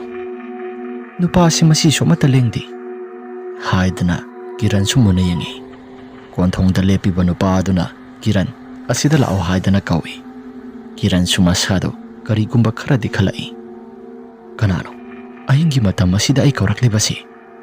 ꯍꯥꯏꯗꯅ ꯀꯤꯔꯟꯁꯨ ꯃꯈꯣꯡ ꯑꯗꯣ ꯈꯔ ꯊꯥꯡꯗꯨꯅ ꯆꯠꯄ ꯍꯧꯏ꯫ ꯁꯨꯃꯥꯡ ꯃꯌꯥꯏ ꯌꯧꯔꯦ꯫ ꯀꯤꯔꯟꯁꯨ ꯃꯁꯥꯗꯣ ꯇꯔꯪ ꯃꯂꯪ ꯑꯃꯗ ꯏꯆꯠ ꯆꯠꯂꯤ꯫ ꯀꯣꯟꯊꯣꯡꯗ ꯂꯦꯞꯂꯤꯕ ꯅꯨꯄꯥ ꯑꯗꯨꯁꯨ ꯀꯣꯟꯊꯣꯡ ꯑꯗꯨ ꯂꯥꯟꯗꯨꯅ ꯃꯍꯥꯛꯁꯨ ꯑꯗꯨꯝ ꯆꯠꯈ꯭ꯔꯦ꯫ ꯁꯣꯔꯣꯛ ꯋꯥꯡꯃ ꯌꯧꯗꯨꯅ ꯑꯗꯨꯃꯛ ꯆꯠꯈ꯭ꯔꯦ꯫ ꯀꯤꯔꯟꯁꯨ ꯃꯍꯥꯛꯀꯤ ꯃꯇꯨꯡ ꯏꯟꯅꯗꯨꯅ ꯆꯠꯀꯦ ꯍꯥꯏꯗꯅ ꯈꯜꯂꯤ꯫ ꯑꯗꯨꯕꯨ ꯀꯣꯟꯊꯣꯡ ꯌꯧꯕ ꯀꯥꯟ ꯑꯗꯨꯗ ꯀꯣꯟꯊꯣꯡ ꯆꯩ ꯑꯗꯨ ꯊꯠꯆꯤꯜꯂꯒ ꯊꯝꯕꯗꯣ ꯃꯗꯨꯗ ꯊꯦꯡꯂꯛꯂꯕ ꯀꯥꯟ ꯀꯤꯔꯟꯁꯨ ꯃꯁꯥꯗꯣ ꯒ꯭ꯌꯥꯟ ꯂꯥꯛꯂꯤ꯫ ꯀꯤꯔꯟꯅ "ꯑꯩꯗꯤ ꯁꯤꯗꯤ ꯃꯇꯧ ꯀꯔꯝꯅ? ꯑꯩꯕꯨ ꯍꯧꯖꯤꯛꯋꯥꯏꯗ ꯃꯪꯒꯣꯜ ꯑꯁꯤꯗ ꯂꯦꯞꯄꯒ ꯂꯩꯔꯝꯕ ꯇꯥꯏꯅꯦ." ꯑꯁꯤ ꯍꯥꯏꯔꯒ ꯀꯤꯔꯟꯗꯁꯨ ꯃꯃꯥꯏ ꯐꯠ ꯂꯩꯁꯤꯜꯂꯛꯏ꯫ ꯑꯗꯨꯝꯅ ꯂꯩꯁꯤꯜꯂꯛꯄꯗꯨꯗ ꯉꯁꯥꯏ ꯃꯈꯩ ꯐꯛꯅ ꯈꯥꯖꯤꯟꯗꯨꯅ ꯊꯝꯍꯧꯕ ꯅꯟꯗꯒꯤ ꯑꯁꯤꯕ ꯍꯛꯆꯥꯡ, ꯃꯃꯥꯏ ꯃꯃꯤꯠ ꯄꯨꯡꯀꯥꯏ ꯀꯥꯏꯔꯕ ꯑꯁꯤꯕ ꯍꯛꯆꯥꯡ ꯅꯟꯗꯒꯤ ꯁꯛꯇꯝ ꯑꯗꯨ ꯀꯤꯔꯟꯒꯤ ꯃꯃꯥꯡ ꯑꯗꯨꯗ ꯆꯞꯇꯤꯡꯕ ꯃꯈꯩ ꯂꯦꯞꯂꯒ ꯅꯣꯛꯈꯤ ꯇꯧꯗꯨꯅ ꯂꯩꯔꯝꯃꯤ꯫ ꯃꯗꯨꯒꯤ ꯃꯇꯧ ꯑꯗꯨꯗ ꯀꯤꯔꯟ ꯃꯁꯥꯗꯣ ꯑꯊꯨꯛ ꯑꯄꯥꯏꯅꯔꯦ꯫ ꯀꯤꯔꯟꯁꯨ ꯃꯁꯥꯗꯣ ꯊꯛ ꯅꯤꯛꯂꯤ꯫ ꯅꯟꯗꯒꯤ ꯃꯌꯥ ꯏꯍꯤ ꯍꯤꯒꯠꯄ ꯃꯇꯧ ꯑꯗꯨꯗ ꯀꯤꯔꯟꯁꯨ ꯃꯁꯥꯗꯣ ꯈꯪꯄ꯭ꯔꯦꯛ ꯈꯪꯗꯨꯅ ꯃꯍꯥꯛꯁꯨ ꯃꯁꯥꯗꯣ ꯌꯥꯝꯅ ꯀꯟꯅ ꯂꯥꯎꯒꯦ ꯍꯥꯏꯗꯅ ꯇꯧꯏ꯫ ꯑꯗꯨꯕꯨ ꯂꯥꯎꯕꯁꯨ ꯃꯆꯜꯗꯒꯤ ꯑꯃꯠꯇ ꯊꯣꯛꯂꯛꯎ ꯍꯥꯏꯕ ꯉꯝꯗꯦ꯫ ꯅꯟꯗꯒꯤ ꯑꯁꯤꯕ ꯍꯛꯆꯥꯡ ꯑꯗꯨꯁꯨ ꯑꯗꯨꯝ ꯅꯣꯛꯈꯤ ꯇꯧꯗꯨꯅ ꯑꯗꯨꯝ ꯇꯨꯃꯤꯟꯅ ꯂꯩ꯫ ꯃꯪꯒꯣꯜ ꯊꯪꯕ ꯁꯔꯨꯛ ꯑꯗꯣꯝꯗ ꯌꯦꯡꯉꯤ꯫ ꯅꯟꯗꯒꯤ ꯑꯁꯤꯕ ꯍꯛꯆꯥꯡ ꯊꯝꯂꯤꯕ ꯃꯥꯏꯀꯩ ꯁꯣꯝꯗ ꯌꯦꯡꯂꯨꯕꯗ ꯐꯛꯁꯤꯡ ꯑꯗꯨꯁꯨ ꯑꯃꯠꯇ ꯂꯩꯇꯦ꯫ ꯑꯁꯤꯕ ꯍꯛꯆꯥꯡ ꯑꯗꯨꯁꯨ ꯑꯃꯠꯇ ꯂꯩꯇꯦ꯫ ꯅꯟꯗ, ꯀꯤꯔꯟꯒꯤ ꯃꯃꯥꯡꯗ ꯂꯦꯞꯂꯤꯕ ꯅꯟꯗꯗꯣ ꯃꯍꯥꯛꯀꯤ ꯃꯁꯥꯗꯁꯨ ꯄꯨꯡꯉꯧ ꯐꯤ ꯑꯃꯅ ꯃꯁꯥꯗ ꯏꯟꯕꯣꯏ ꯂꯥꯛꯄꯣꯏ ꯇꯧꯏ꯫ ꯀꯤꯔꯟꯁꯨ ꯃꯁꯥꯗꯣ ꯊꯛ ꯅꯤꯛꯇꯨꯅ ꯂꯩꯔꯤꯉꯩ ꯀꯥꯟ ꯑꯗꯨꯗ ꯅꯟꯗꯒꯤ ꯑꯁꯤꯕ ꯍꯛꯆꯥꯡ ꯃꯍꯥꯛꯀꯤ ꯊꯋꯥꯏ ꯃꯤ ꯑꯗꯨ ꯆꯣꯡꯁꯤꯜꯂꯛꯇꯨꯅ ꯀꯤꯔꯟꯒꯤ ꯉꯛꯁꯝꯗ ꯅꯝꯁꯤꯜꯂꯤ꯫ ꯉꯛꯁꯝꯗ ꯌꯥꯝꯅ ꯀꯟꯅ ꯃꯦꯠꯇꯨꯅ ꯂꯩꯃꯥꯏ ꯑꯗꯨꯗ ꯍꯥꯏꯊꯔꯛꯄꯗꯨꯗ ꯀꯤꯔꯟ ꯃꯁꯥꯗꯣ ꯁꯣꯔ ꯐꯨꯜꯂꯤ꯫ ꯃꯁꯥꯗꯣ ꯌꯥꯝꯅ ꯀꯟꯅ ꯁꯦꯠꯇꯣꯛꯅꯕ ꯍꯣꯠꯅꯩ ꯅꯟꯗꯒꯤ ꯑꯁꯤꯕ ꯍꯛꯆꯥꯡ ꯑꯗꯣ꯫ ꯅꯟꯗꯒꯤ ꯃꯀꯣꯛ ꯑꯗꯨꯗꯒꯤ ꯆꯦꯟꯊꯔꯛꯄ ꯏ ꯃꯌꯥꯝꯁꯤꯡ ꯑꯗꯨꯁꯨ ꯀꯤꯔꯟꯒꯤ ꯃꯃꯥꯏꯗ ꯄꯨꯞ ꯂꯥꯎꯅ ꯍꯦꯛꯇ ꯇꯥꯏ꯫ ꯃꯈꯧꯔꯤ ꯑꯗꯨꯗ ꯃꯦꯠꯁꯤꯜꯂꯛꯄꯗꯨꯒ ꯏ ꯃꯅꯝ ꯑꯗꯨꯒ ꯃꯁꯥꯗꯣ ꯌꯥꯝꯅ ꯍꯩꯅꯔꯛꯇ꯭ꯔꯦ꯫ ꯃꯁꯥꯗꯣ ꯀꯟꯅꯕꯅꯤ ꯍꯥꯏꯗꯅ ꯌꯥꯝꯅ ꯀꯟꯅ ꯍꯣꯠꯅꯩ꯫ ꯃꯁꯥꯗꯣ ꯂꯥꯎ ꯈꯣꯡꯗꯅ ꯍꯣꯠꯅꯔꯛꯄ ꯀꯥꯟ ꯑꯗꯨꯗ ꯃꯔꯥꯏꯕꯛ ꯐꯕ ꯑꯃꯅ ꯃꯈꯣꯏ ꯃꯌꯥꯝ ꯁꯪꯃꯤꯟꯅꯔꯤꯕꯁꯤꯡ ꯑꯗꯨꯒꯤ ꯃꯔꯛꯇ ꯀꯤꯔꯟꯅ ꯇꯧꯔꯤꯕꯗꯨ ꯎꯔꯛꯂꯦ꯫ ꯀꯤꯔꯟꯅ "ꯑꯩꯕꯨ ꯑꯝꯇ ꯀꯟꯕꯤꯌꯨ, ꯑꯩ ꯁꯤꯕ ꯇꯥꯔꯦ." ꯑꯗꯨꯝꯅ ꯃꯨꯔꯨꯝ ꯁꯣꯟꯕꯗꯣ ꯅꯨꯄꯥ ꯑꯗꯨꯅ ꯇꯥꯔꯤ꯫ "ꯍꯥꯏ ꯀꯤꯔꯟ, ꯀꯩꯅꯣ ꯇꯧꯔꯤꯗꯣ?" ꯑꯗꯨꯝꯅ ꯃꯥꯡꯒꯣꯜꯗꯒꯤ ꯂꯥꯎꯔꯛꯄꯗꯨꯗ ꯀꯤꯔꯟꯁꯨ ꯃꯁꯥꯗꯣ ꯍꯧꯖꯤꯛ ꯉꯥꯏꯍꯥꯛꯇꯪꯒꯤ ꯃꯃꯥꯡꯗ ꯇꯧꯔꯝꯕ ꯄꯨꯝꯅꯃꯛꯁꯤꯡ ꯑꯗꯣ ꯂꯣꯏꯅ ꯍꯦꯛꯇ ꯐꯈ꯭ꯔꯦ꯫ ꯀꯤꯔꯟꯁꯨ ꯃꯁꯥꯗꯣ ꯍꯨꯃꯥꯡ ꯑꯅꯞꯄꯤ ꯀꯥꯡꯉꯤ꯫ ꯁꯨꯃꯥꯡ ꯑꯗꯨꯗ ꯊꯔꯣ ꯑꯣꯜꯂꯒ ꯂꯩꯔꯝꯕꯗꯣ ꯃꯍꯥꯛꯁꯨ ꯃꯁꯥꯗꯣ ꯉꯛꯂꯤ꯫ ꯃꯍꯥꯛꯀꯤ ꯃꯁꯥꯅ ꯃꯍꯥꯛꯀꯤ ꯃꯈꯧꯔꯤ ꯑꯗꯨꯗ ꯃꯦꯠꯁꯤꯟꯖꯗꯨꯅ ꯂꯩꯔꯝꯃꯤ꯫ ꯀꯤꯔꯟꯁꯨ ꯃꯇꯧ ꯑꯗꯨꯗ ꯏꯉꯛ-ꯉꯛꯂꯦ꯫ ꯑꯗꯨꯒ ꯍꯧꯖꯤꯛ ꯉꯥꯏꯍꯥꯛꯇꯪꯒꯤ ꯃꯃꯥꯡꯗ ꯅꯟꯗꯒꯤ ꯃꯀꯣꯛ ꯑꯗꯨꯗꯒꯤ ꯆꯦꯟꯊꯔꯛꯄ ꯏꯁꯤꯡ ꯑꯗꯣ ꯃꯃꯥꯏꯗ ꯄꯨꯞ ꯇꯥꯈꯤꯕꯁꯤꯡ ꯑꯗꯣ ꯅꯥꯟꯊꯣꯛꯇꯨꯅ ꯌꯦꯡꯉꯤ꯫ ꯑꯗꯨꯕꯨ ꯀꯔꯤꯒꯨꯝꯕ ꯑꯃꯠꯇꯗꯤ ꯂꯩꯔꯝꯗꯦ꯫ ꯀꯤꯔꯟꯅ Kaino, hausiktada aigi maya sida tauramba, aduga aigi khawri asida. Asi hairaga mahaksu akoibada laidana yengi. Adumna yengbaduda Mangolda asiba haksang thamliba Nandagi haksang ado masi amata lengba tauda adumak lairami. Kiran sumasadu ipa khalakle. Nupa aduna, "Hai, sanglaw haibanine sida. Kaino nang taurido?" Kiran sumasadu kina sangsilli. Nupa khara ahal oibaduna, "Nati, ahingki matam asida nayum sakya hairibro, natraga nangna taurido karino?" Kiran sumasadu thak nikle. Nupa aduda pau singado loina tamli. Masado akibana su thumatli. "Ada, hauji angonda tawkiba mayam singado. Ai isase khaluraga yamna akiba phaurakle." Nupa adu suwari singado taraba kanda mahakna sumna hairai. "Kiran, asiba sangba haibasidi aikoi kiroidabane. Adubu tholiba thodok mayam singase khulai se kanagumba atamnana kanagumba misak amana otke haina gorogoro launa okhaiba su yauri. Nongalak laba kanda khulai miyam punduna muktangdi kaino khara tanabana phagadra haiduna khalli. Laikai sida miyoi singasisu pangyam yamna laitrabani.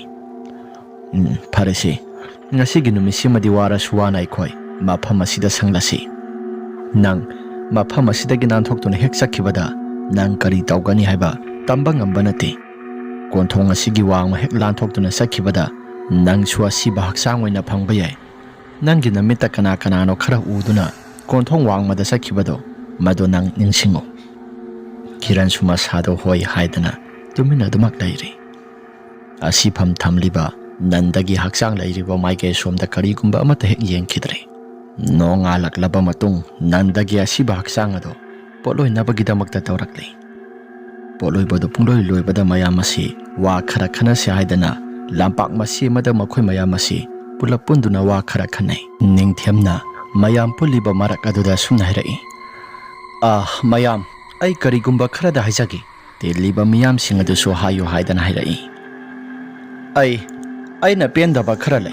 Khulai sida handa marak tauriba mawong matawsing aigi naunupa khakta sunatana mara laijadraba miyoi kaya maromama laikai sidagi adum mathawai mangkhrabani.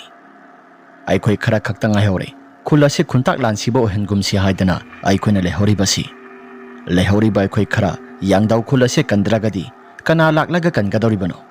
Aduna aigi wakhaldadi thangnaba khulda oja maiba ama thiraga kaino khara tawbana phagadra haiduna khalli. Aikhoina khulai sidagi tanthokhraba juge asi mahakna tawba soidan oiramgadra haiduna aidi khalli. Aduna khulai miyam punna muktangdi wa kari no khara khana hobana phagadra haiduna khalli. Khulgi laikai ahlamana sumna hairai. Ibungo ningthiamna haibiribasi masi amaromdadi yamna sumba wafamni.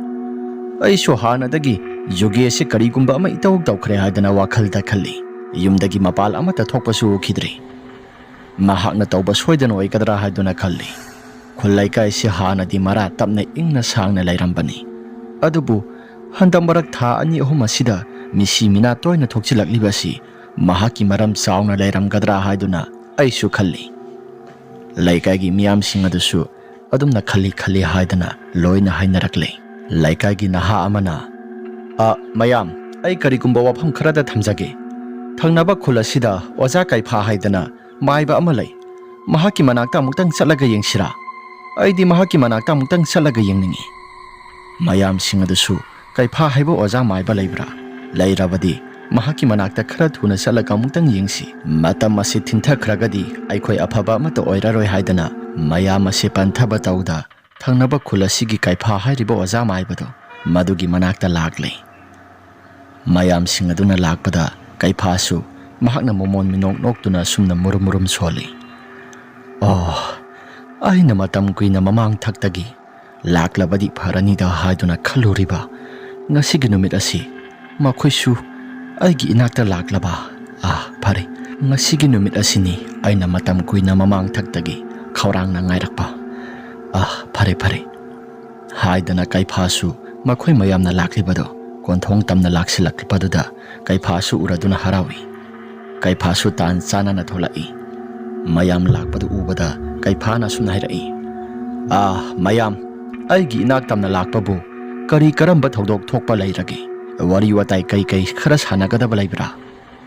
ꯃꯌꯥꯝꯁꯤꯡ ꯑꯗꯨꯁꯨ ꯑꯣꯖꯥ ꯃꯥꯏꯕ ꯑꯃꯨꯛꯇꯪꯗꯤ ꯀꯟꯕꯤꯌꯨ ꯑꯩꯈꯣꯏꯒꯤ ꯈꯨꯜ ꯑꯁꯤ ꯍꯟꯗꯛ ꯃꯔꯛ ꯈꯨꯟꯇꯥꯛ ꯂꯥꯟꯁꯤꯕ ꯊꯣꯛꯀꯗꯧꯔꯦ꯫ ꯑꯣꯖꯥ ꯃꯥꯏꯕꯅ ꯑꯃꯨꯛꯇꯪꯗꯤ ꯀꯟꯕꯤꯌꯨ ꯍꯥꯏꯗꯅ ꯃꯌꯥꯝꯁꯤꯡ ꯑꯁꯤ ꯍꯥꯏꯕ ꯍꯧꯔꯛꯂꯤ꯫ ꯃꯥꯏꯕ ꯀꯩꯐꯥꯅ ꯐꯅꯤ ꯑꯍꯜ ꯂꯃꯟꯁꯤꯡ, ꯑꯩꯁꯨ ꯃꯇꯝ ꯀꯨꯏꯅ ꯃꯃꯥꯡ ꯊꯛꯇꯒꯤ ꯈꯨꯜ ꯑꯁꯤ ꯑꯃꯨꯛꯇꯪ ꯀꯟꯕ ꯍꯥꯏꯕꯗꯣ ꯃꯗꯨ ꯑꯩꯁꯨ ꯄꯥꯝꯗꯨꯅ ꯂꯥꯛꯄꯅꯤ꯫ ꯀꯅꯥꯒꯨꯝꯕ ꯃꯤꯑꯣꯏ ꯑꯃꯅ ꯂꯥꯛꯂꯒ ꯍꯥꯏꯗꯕꯗꯨꯗ ꯑꯩꯁꯨ ꯏꯁꯥꯁꯤ ꯇꯥꯞ ꯍꯦꯛꯇ ꯂꯥꯛꯂꯒ ꯊꯧ ꯇꯧꯕ ꯌꯥꯗꯕꯗꯨꯗ ꯃꯁꯤ ꯑꯩꯁꯨ ꯏꯁꯥꯁꯤ ꯆꯔꯥꯡꯅꯗꯨꯅ ꯂꯩꯔꯝꯕꯅꯤ꯫ ꯃꯌꯥꯝ ꯂꯥꯛꯂꯕꯅꯤꯅ ꯑꯩꯁꯨ ꯀꯩꯅꯣ ꯈꯔ ꯐꯅꯕ ꯇꯧꯗꯕ ꯌꯥꯗ꯭ꯔꯦ꯫ ꯑꯁꯨꯝ ꯇꯧꯗꯅ ꯃꯥꯏꯕ ꯀꯩꯐꯥ ꯃꯃꯤꯠ ꯎꯏꯁꯤꯟꯈ꯭ꯔꯦ꯫ ꯑꯗꯨꯒ ꯃꯃꯤꯠ ꯑꯗꯨ ꯉꯥꯏꯍꯥꯛꯇꯪ ꯎꯏꯁꯤꯜꯂꯕ ꯃꯇꯨꯡ ꯄꯥꯡꯊꯣꯔꯛꯂꯤ꯫ ꯃꯍꯥꯛꯅ ꯍꯥꯏꯔꯛꯏ, ꯈꯨꯜ ꯑꯁꯤ ꯃꯍꯥꯛꯀꯤ ꯃꯈꯨꯠꯇ ꯁꯨꯄꯥꯏ ꯄꯥꯏꯁꯤꯜꯂꯒꯦ꯫ ꯃꯉꯣꯟꯗ ꯍꯥꯟꯅ ꯃꯃꯥꯡ ꯊꯛꯇ ꯄꯤꯈꯤꯕ ꯏꯀꯥꯏꯕ ꯃꯌꯥꯝꯁꯤꯡ ꯑꯗꯣ ꯃꯗꯨꯒꯤ ꯂꯃꯟ ꯈꯨꯝꯂꯛꯄꯅꯤ꯫ ꯃꯌꯥꯝꯁꯤꯡ ꯑꯗꯣ ꯀꯤꯔꯨꯛ ꯌꯦꯡꯅꯩ꯫ ꯍꯥꯏꯔꯛꯂꯤꯕ ꯋꯥꯐꯝ ꯑꯁꯤ ꯖꯨꯒꯦꯅꯦ ꯍꯥꯏꯕ ꯈꯪꯂꯦ꯫ ꯀꯩꯐꯥꯅ ꯃꯈꯥ ꯇꯥꯅ, ꯃꯃꯥꯡ ꯊꯛꯀꯤ ꯃꯇꯝꯗꯒꯤ ꯍꯧꯔꯒ ꯈꯨꯜꯒꯤ ꯂꯩꯀꯥꯏꯒꯤ ꯑꯍꯜ ꯑꯉꯥꯡ ꯅꯍꯥ ꯈꯥꯛꯇꯅ ꯆꯍꯤ ꯑꯃꯒꯤ ꯃꯅꯨꯡꯗ ꯃꯤ ꯑꯃ ꯅꯠꯇ꯭ꯔꯒ ꯑꯅꯤꯗꯤ ꯑꯗꯨꯝ ꯂꯧꯏ꯫ ꯃꯁꯤ ꯀꯔꯤ ꯃꯔꯝꯒꯤꯅꯣ ꯍꯥꯏꯕ ꯃꯇꯝꯗ ꯃꯍꯥꯛꯀꯤ ꯅꯨꯄꯤ ꯊꯥꯔꯣ ꯑꯗꯣ ꯃꯄꯨꯟꯁꯤ ꯁꯥꯡꯅ ꯍꯤꯡꯅꯕꯒꯤꯗꯃꯛꯇ ꯃꯊꯋꯥꯏ ꯀꯟꯕ ꯃꯤꯗꯒꯤ ꯊꯋꯥꯏ ꯑꯁꯤ ꯆꯤꯡꯂꯒ ꯃꯍꯥꯛꯀꯤ ꯅꯨꯄꯤꯗ ꯍꯥꯞꯄꯅꯤ꯫ ꯑꯗꯨꯕꯨ ꯂꯥꯏꯅ ꯌꯥꯗꯕ ꯍꯥꯏꯕꯁꯤꯁꯨ ꯌꯥꯗꯕꯅꯤ꯫ ꯃꯍꯥꯛꯀꯤ ꯅꯨꯄꯤ ꯃꯈꯣꯡ ꯍꯥꯝꯕ ꯆꯪꯕ ꯃꯇꯝꯗ ꯈꯨꯗꯤꯟ ꯑꯗꯨꯅ ꯇꯨꯁꯤꯜꯂꯒ ꯁꯤꯈꯤꯕꯗꯨꯅꯤ꯫ ꯈꯨꯜ ꯂꯩꯀꯥꯏ ꯃꯤꯌꯥꯝ ꯆꯪꯗꯨꯅ ꯀꯩꯁꯨ ꯊꯣꯏꯅ ꯑꯃꯠꯇ ꯈꯪꯗꯕꯅꯤꯅ ꯁꯦꯕꯥ ꯇꯧꯗꯨꯅ ꯄꯥꯡꯊꯣꯛꯄ ꯂꯣꯏꯁꯤꯟꯈ꯭ꯔꯦ ꯃꯊꯧ ꯃꯉꯝꯁꯤꯡ ꯑꯗꯣ꯫ ꯃꯗꯨꯒꯤ ꯃꯇꯨꯡ ꯇꯥꯔꯛꯄꯗ ꯖꯨꯒꯦꯁꯨ ꯃꯍꯥꯛꯀꯤ ꯄꯨꯟꯁꯤ ꯑꯁꯤ ꯇꯁꯦꯡꯕꯃꯛꯇꯤ 70 ꯈꯛꯇ ꯍꯤꯡꯒꯗꯕꯅꯤ꯫ ꯑꯗꯨꯕꯨ ꯃꯄꯨꯟꯁꯤ ꯁꯥꯡꯅꯕ ꯂꯩꯀꯥꯏꯒꯤ ꯃꯤꯑꯣꯏꯁꯤꯡ, ꯊꯋꯥꯏ ꯀꯜꯂꯕ ꯃꯤꯑꯣꯏꯁꯤꯡ ꯑꯗꯣ ꯃꯍꯥꯛꯅ ꯂꯣꯏꯅ ꯊꯋꯥꯏ ꯑꯁꯤ ꯆꯤꯡꯗꯨꯅ ꯃꯍꯥꯛꯀꯤ ꯄꯨꯟꯁꯤꯗ ꯁꯥꯡꯗꯣꯛꯅꯕꯒꯤꯗꯃꯛꯇ ꯍꯥꯞꯆꯤꯟꯕꯅꯤ꯫ ꯃꯁꯤꯒꯤ ꯃꯃꯥꯡ ꯊꯛꯇ ꯃꯍꯥꯛꯅ ꯂꯥꯏ ꯁꯥꯟꯅꯩ ꯍꯥꯏꯗꯅ ꯃꯌꯥꯝꯅ ꯇꯥꯟꯊꯣꯛꯈꯤꯕꯗꯣ, ꯈꯨꯜ ꯂꯩꯀꯥꯏꯅ ꯇꯥꯟꯊꯣꯛꯇꯨꯅ ꯃꯊꯟꯇ ꯇꯣꯉꯥꯟ ꯇꯥꯗꯨꯅ ꯊꯝꯕꯗꯣ, ꯃꯗꯨꯅ ꯃꯔꯝ ꯑꯣꯏꯗꯨꯅ ꯃꯍꯥꯛꯁꯤ ꯑꯃꯨꯛꯀ ꯍꯦꯟꯅ ꯈꯨꯟꯇꯥꯛ ꯂꯥꯟꯁꯤꯕ ꯊꯣꯛꯍꯜꯂꯒꯦ ꯍꯥꯏꯗꯅ ꯂꯃꯟ ꯈꯨꯝꯂꯛꯄꯅꯤ꯫ ꯑꯗꯨꯕꯨ ꯇꯧꯔꯤꯕ ꯄꯨꯝꯅꯃꯛꯁꯤꯡ ꯑꯁꯤꯗꯤ ꯃꯌꯥꯝꯅ ꯀꯩꯁꯨ ꯊꯣꯏꯗꯣꯛꯄ ꯑꯃꯠꯇ ꯃꯉꯣꯟꯗ ꯆꯤꯡꯂꯛꯈꯤꯗꯦ꯫ ꯑꯗꯨꯕꯨ ꯃꯌꯥꯝꯅ ꯑꯩꯒꯤ ꯏꯅꯥꯛꯇ ꯂꯥꯛꯂꯤꯕꯁꯤ ꯃꯁꯤꯃꯨꯛ ꯐꯕ ꯑꯅꯤꯃꯨꯛ ꯁꯨꯗ꯭ꯔꯕꯅꯤ꯫ ꯉꯁꯤꯗꯒꯤ ꯍꯧꯔꯒ ꯃꯍꯥꯛꯀꯤ ꯃꯊꯛꯇ ꯀꯩꯅꯣ ꯑꯩꯁꯨ ꯂꯃꯟ ꯈꯨꯝꯅꯕ ꯁꯦꯝꯕ ꯁꯥꯕ ꯇꯧꯔꯒꯦ꯫ ꯂꯩꯀꯥꯏꯒꯤ ꯃꯤꯌꯥꯝꯗ ꯑꯩꯁꯨ ꯍꯥꯟꯅꯗꯒꯤ ꯍꯧꯅ ꯑꯩꯒꯤ ꯃꯤꯒꯤ ꯈꯥꯏꯗꯅ ꯂꯩꯀꯥꯏꯒꯤ ꯁꯦꯕꯥ ꯇꯧꯗꯨꯅ ꯂꯥꯛꯄꯅꯤ꯫ ꯃꯍꯥꯛꯀ ꯑꯩꯒꯁꯤ ꯑꯣꯖꯥ ꯄꯨꯂꯞ ꯄꯨꯟꯃꯤꯟꯅꯗꯨꯅ ꯂꯥꯏꯒꯤ ꯊꯧꯒꯜ ꯇꯧꯕ ꯑꯃꯗꯤ ꯏꯕꯥꯅꯤꯁꯤ ꯃꯍꯩ ꯃꯁꯤꯡ ꯇꯝꯕꯗ ꯌꯥꯝꯅ ꯄꯨꯛꯆꯦꯜ ꯈꯣꯏꯖꯦꯜ ꯃꯥꯟꯅꯔꯛꯄꯅꯤ꯫ ꯑꯗꯨꯕꯨ ꯃꯍꯥꯛꯇꯤ ꯑꯣꯖꯥ ꯒꯨꯔꯨꯅ ꯇꯝꯕ ꯄꯨꯝꯅꯃꯛꯁꯤꯡ ꯑꯗꯣ ꯃꯍꯥꯛꯅ ꯑꯐꯕ ꯊꯕꯛ ꯇꯧꯒꯦ ꯍꯥꯏꯗꯅ ꯋꯥꯁꯛꯈꯤꯕ ꯄꯨꯝꯅꯃꯛꯁꯤꯡ ꯐꯠꯇꯕ ꯊꯕꯛ ꯇꯧꯗꯨꯅ ꯋꯥꯁꯛ ꯑꯗꯨ ꯊꯨꯒꯥꯏꯗꯨꯅ ꯇꯧꯔꯤ꯫ ꯍꯧꯖꯤꯛꯇꯤ ꯃꯍꯥꯛꯀꯤ ꯃꯇꯝ ꯌꯧꯁꯤꯜꯂꯛꯄ ꯍꯥꯏꯕꯗꯣ ꯑꯣꯏꯔꯦ꯫ ꯂꯩꯀꯥꯏꯒꯤ ꯃꯤꯑꯣꯏꯁꯤꯡꯁꯨ ꯋꯥꯕ ꯍꯥꯏꯕꯗꯣ ꯃꯗꯨ ꯇꯧꯔꯅꯨ꯫ ꯑꯩꯅ ꯍꯧꯖꯤꯛꯇꯤ ꯐꯠꯇꯕ ꯄꯨꯝꯅꯃꯛꯁꯤꯡ ꯑꯁꯤ ꯂꯣꯏꯁꯤꯜꯂꯒꯦ ꯍꯥꯏꯗꯅ ꯏꯁꯥꯗ ꯈꯜꯂꯛꯂꯦ꯫ ꯑꯁꯨꯝ ꯍꯦꯛ ꯇꯧꯕꯒ ꯃꯌꯥꯝꯁꯤꯡ ꯑꯗꯨꯅ ꯑꯁꯨꯝꯅ ꯍꯥꯏꯔꯛꯏ, ꯑꯣꯖꯥ, ꯑꯗꯨꯗꯤ ꯉꯁꯤꯒꯤ ꯅꯨꯃꯤꯠ ꯑꯁꯤ ꯑꯩꯈꯣꯏꯒꯤ ꯂꯩꯀꯥꯏꯗ ꯑꯃꯨꯛꯇꯪ ꯆꯠꯂꯒ ꯑꯣꯖꯥꯅ ꯑꯃꯨꯛꯇꯪ ꯂꯣꯏꯁꯤꯟꯗ꯭ꯔꯒꯗꯤ ꯑꯩꯈꯣꯏꯗꯤ ꯃꯈꯥ ꯇꯥꯅ ꯂꯩꯀꯥꯏꯁꯤ ꯂꯩꯕ ꯉꯝꯒꯗꯕ ꯃꯥꯟꯗꯦ꯫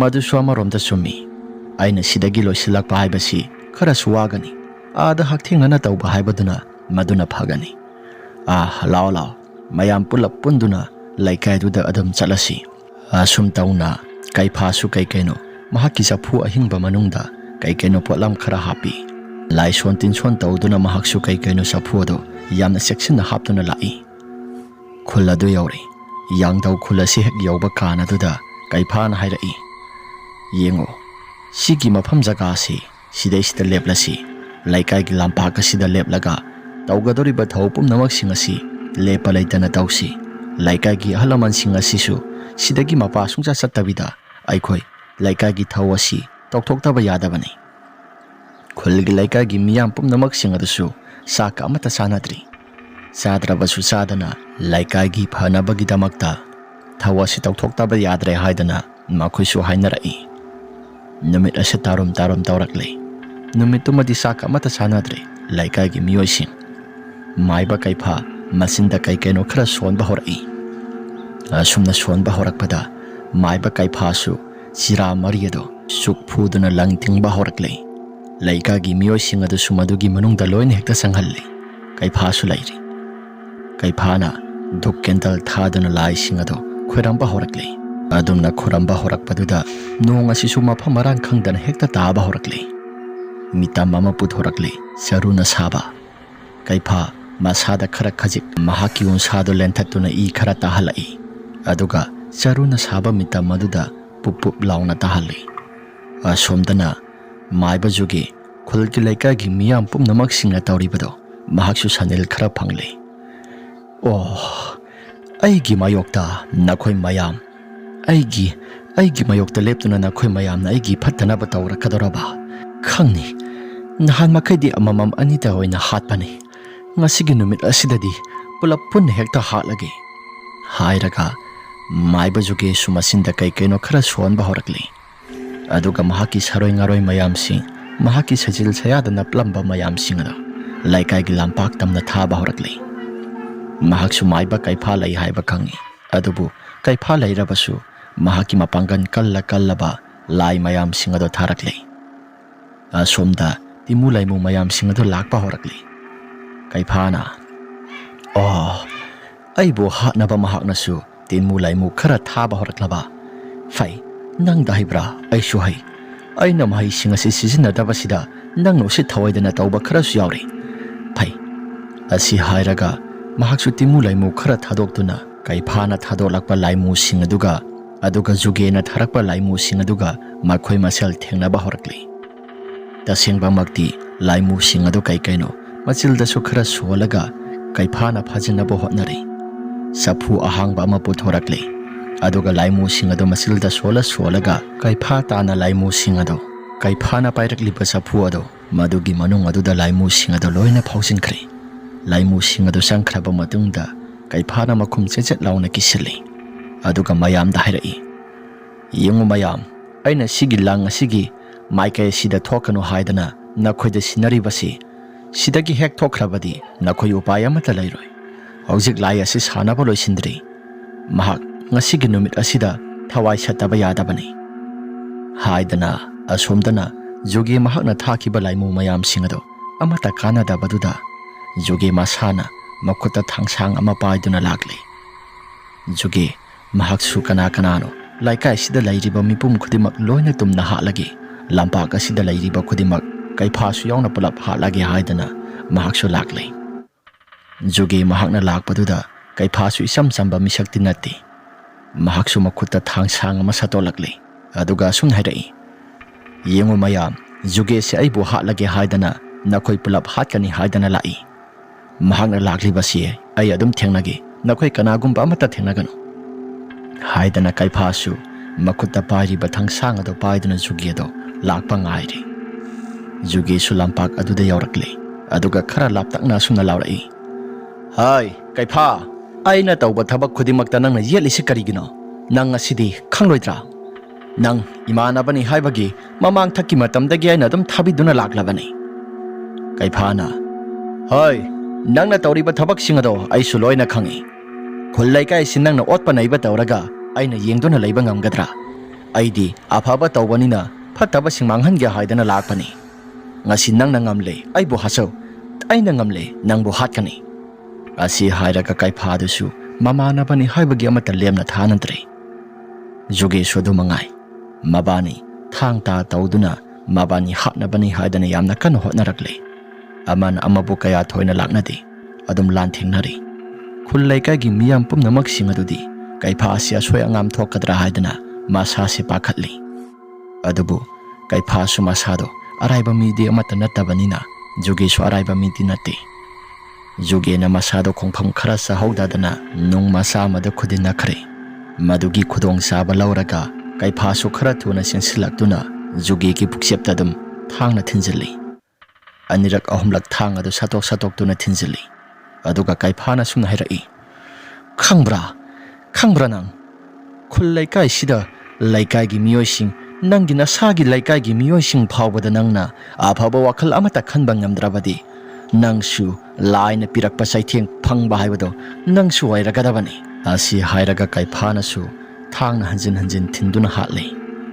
Ngai haktangi matungda jogi su thawai yaudraba haksang oina waikri mahaki haksang ado ngasai makhaidagi manglamba nongsing adusu loina hekta hangkhari.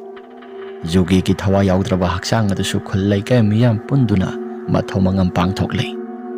Hana tauramba pumnamak-sing adusu loina hekta pungpha phari. Kai phana lai khurambidana. Hana khulla si thadokna duna sanakhiba miyosing adusu masa masagi mayumda loina hanjinaraklei. Aduna mayam sing asi ingna singna yangdau khulla si nungaina ingna singna yaifana leiba haibado oikri. Wari asi matang asida losinjare. Wari asi nungai birabadi like amadi subscribe share tobiramu haiduna haijari. Phare mayam adudi ngasigidi matang asida kainarasi mathangi wari da amuk thengnarasi.